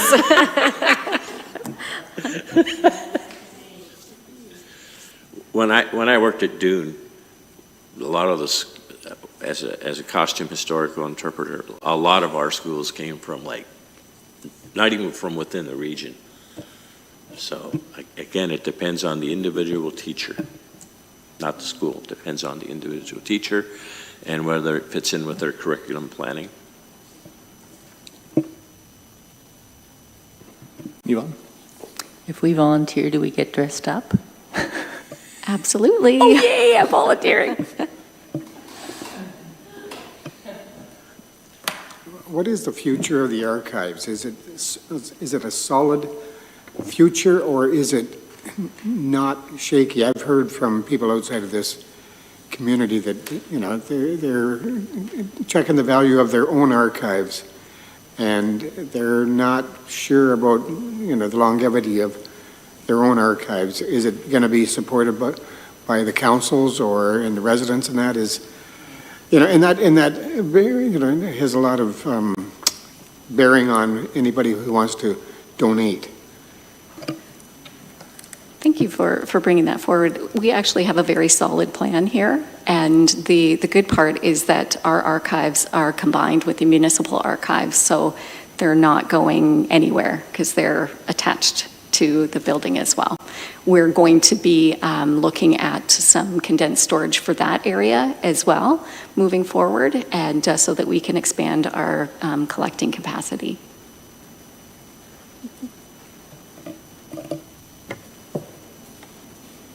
Alan? With the archives, are there tours? Like, I'd be interested in seeing some of the bridge stuff or the barge board, or it'd be... Actually, I would love to tour this whole committee to give you all the behind-the-scenes tours so that you know exactly what happens in the archives, in the collection, in the museum itself. I'd be more than happy to do that. Yeah, I'd like that. Yes? Would you like it during a meeting time, or would you like it at another time? What's most convenient? Where is it? So it's here. It's in both the collection storage room and the archives are in the basement or the lower level of this complex. Oh, really? Yeah. Oh, I'm not going far. No. We could probably do it after a meeting. Yeah. Yeah. That'd be interesting. I'd just like to say for those people that are new, there's a lot of good information down there. I spent quite a few hours there earlier this year working on an article that I'm working on. So there's a lot of three-dimensional stuff, but there's also things like council minutes. There's the New Hamburg Independent on microfilm. There's photos and stuff that I was looking through for this article I'm working on. So there's a lot of ephemera as well as three-dimensional material in the collection. So I think a tour would be good. That's a great idea. And thanks, Sherry, for the update report. It's interesting reading what's going on. So I guess we need a motion to accept the staff recommendation. I think Yvonne had your hand up first. And Ren second. Final comments, questions? All those in favor? Carried. All right, we're on to future meeting dates. There's a recommendation to have regular meeting schedule for the balance of the term. And I think those are all Tuesday nights. I don't see a time, although you say 7 o'clock. Is 7 o'clock work for everybody? I know we did 6:30 before, or 6 before, I think, but. Okay. 7 o'clock, good for everybody? Okay.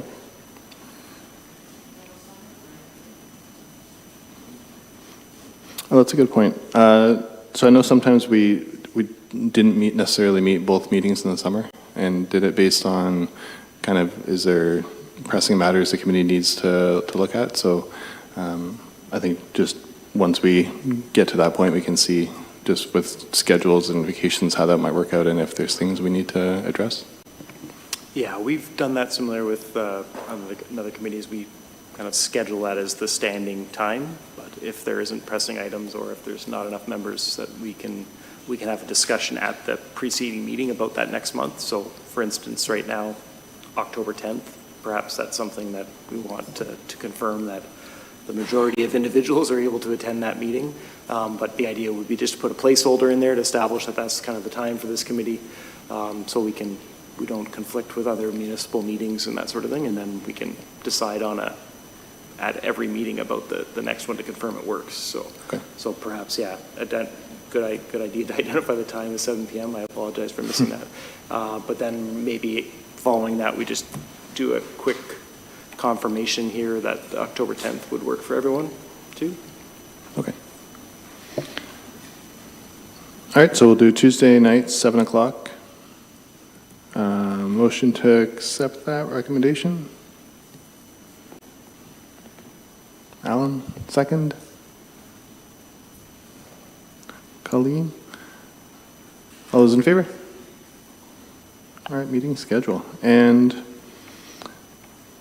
October 10th, does that work for everybody for the next meeting? I will not be here. You will not be here? No, I'm going back to the cottage tomorrow Right. morning. Couldn't resist, could you? No. That is right after Thanksgiving. Yeah. Yeah.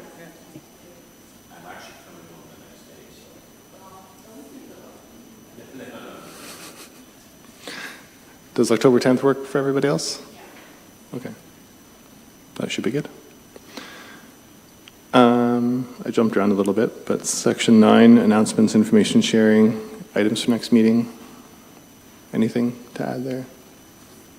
Yvonne? Yeah, I would like to add potentially to the agenda an update on what's happening with the New Hamburg Carnegie Library, because the township owns the building and there is work planned on it. And I was fortunate enough to be able to take a close look at sort of the condition of the front pillars. So, and I took pictures. Of course I took pictures. And I would be really happy to kind of update the committee because it's a really important historic building, and I think we should all be interested in seeing how the township is maintaining it and moving forward. So I'd be happy to do that next meeting. And the other thing I would like to potentially discuss is, I know this goes back to 2021 again. We're flying around in time. The committee discussed the possibility of being informed when a demolition permit is submitted on a property that is on the non-designated register. This would give the committee the ability to seek permission from the owner to document and take photographs of the building before it was demolished. We talked about it. I would really like us to talk about it again. Just because, well, I'll refer to the water lot because it's sort of the example where it came down.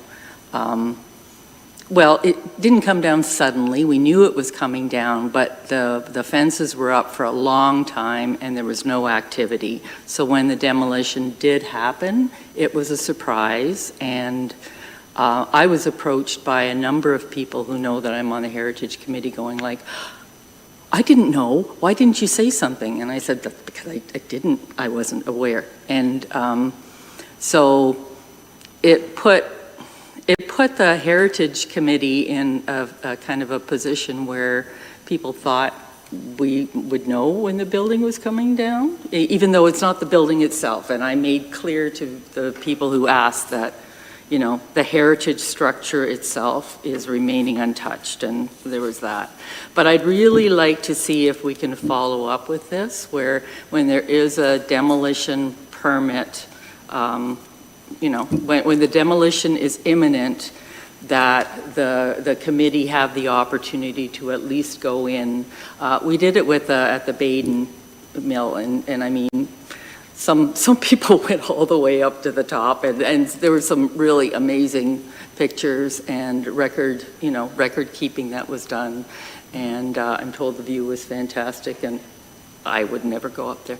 But anyway, it's something that I think that is definitely worthy of discussion, and if we could figure out a way to make this work for future buildings.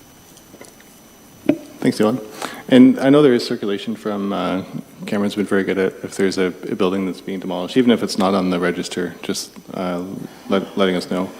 So I didn't get anything for the water lot, but what I could do is circulate the rest of the committee and just say, hey, we just got this from Development Services, and then everyone knows about it. Andrew? So actually, in October, we do plan on coming forward just with an update to the committee about the processes. So the process hasn't changed in terms of notification. In this case, it was just an elapsed time from the committee's acceptance in January till when it was demolished. And in retrospect, I guess we could have provided an update as to when we issued the demolition permit. A small oversight, but that certainly it wasn't a surprise or a question of whether it was going to happen. And the photos and everything, the building was documented. So we will identify the process of a building on the list, kind of what notification happens for buildings that are on the list but aren't being demolished. We do require that the property owner submit images or allow us opportunity to access the property to take pictures. The committee isn't notified of that because there is no mandate. It's not being demolished if it's not designated. But we still, I just wanted to highlight that we do have a process in there. And we'll just comment on designated buildings, the Heritage Conservation District, the heritage permit process that were kind of, excuse me, used to exist, kind of was on pause for a number of years, but we'll be reintroducing and clarifying for the committee how that heritage permit process works. So there will be a report coming in October that speaks to those comments and the processes that will be followed going forward. Okay. ultimately for the committee's endorsement, if there's something been missed, that sort of thing will be an opportunity for the committee to kind of facilitate or to comment on that, on the process we've highlighted. Okay, excellent. Right? I think we have to make sure that we include on the next agenda that the Heritage Day, if it usually happens in February, we have to do some planning if we're going to do it or not, so, and what the theme would be, so. Good reminder. We should definitely start looking at that. Anyone else? I did have, if we're talking about stuff in New Hamburg, maybe if there's an update on the work being done on the waterfront. I know they're actively doing a whole bunch of stuff, so it'd be just, if there's an update on kind of where things are at or timing or stuff like that, I think that might be useful to know. And similarly, like that now? Pardon? Would you like that now? Sure. So that project is proceeding on schedule. It's anticipated to be completed in October. Great. Is the time frame they're working. There's October, November. There's lights on order that may be delayed, may not be there right at completion, but the landscaping, tree planting, the trail construction, that sort of thing is still on target, despite the fact that we've had a really wet summer, which was interesting. We thought would be safe in this case for the contractor to go in, and the water's never been that high through the summer months, so that's been a bit of a complicating factor, but they've continued to work through it. Amber is our project manager in our facilities and our community services department, I should say. So she's been actively involved, regularly visiting, and she's on top of it, doing a great job coordinating that project. And I can certainly bring additional information back if timeframes have changed, and maybe some of the newer members, that don't have information about that, or existing members, we can provide some pictures of what it is, or perhaps we'll be at a point in the October or November meeting where we can actually arrange kind of a walkthrough just to look at it. So it's a great project that involves restoration, dealing with the flood erosion factors, but also making it accessible to all members of the community, and some large tree plantings. We unfortunately had to remove some of the trees to accommodate the accessibility, but there'll be some large trees spaded in its place, so to kind of establish that coverage that existed before, or close to it. So yeah, it's coming along and on target to be completed this fall. Great. Anyone else? Al? I just want to take this opportunity to welcome the new members of the committee. Don't be scared. We don't normally have a 2.5-hour meeting, so please come back. No, welcome. I'm sure I can speak for myself. I don't want to speak for anyone else, but I'm sure they would agree that if there's any questions or comments, please feel free to approach me, and I'll share whatever knowledge or experience I have, and I'm sure others would do the same. So welcome. It's always great to have fresh, new voices and opinions. Thanks, Al. Well said. And I'm looking forward to having the castle component as part of the committee too. Anyone else? Motion to adjourn then. Ren. We are adjourned.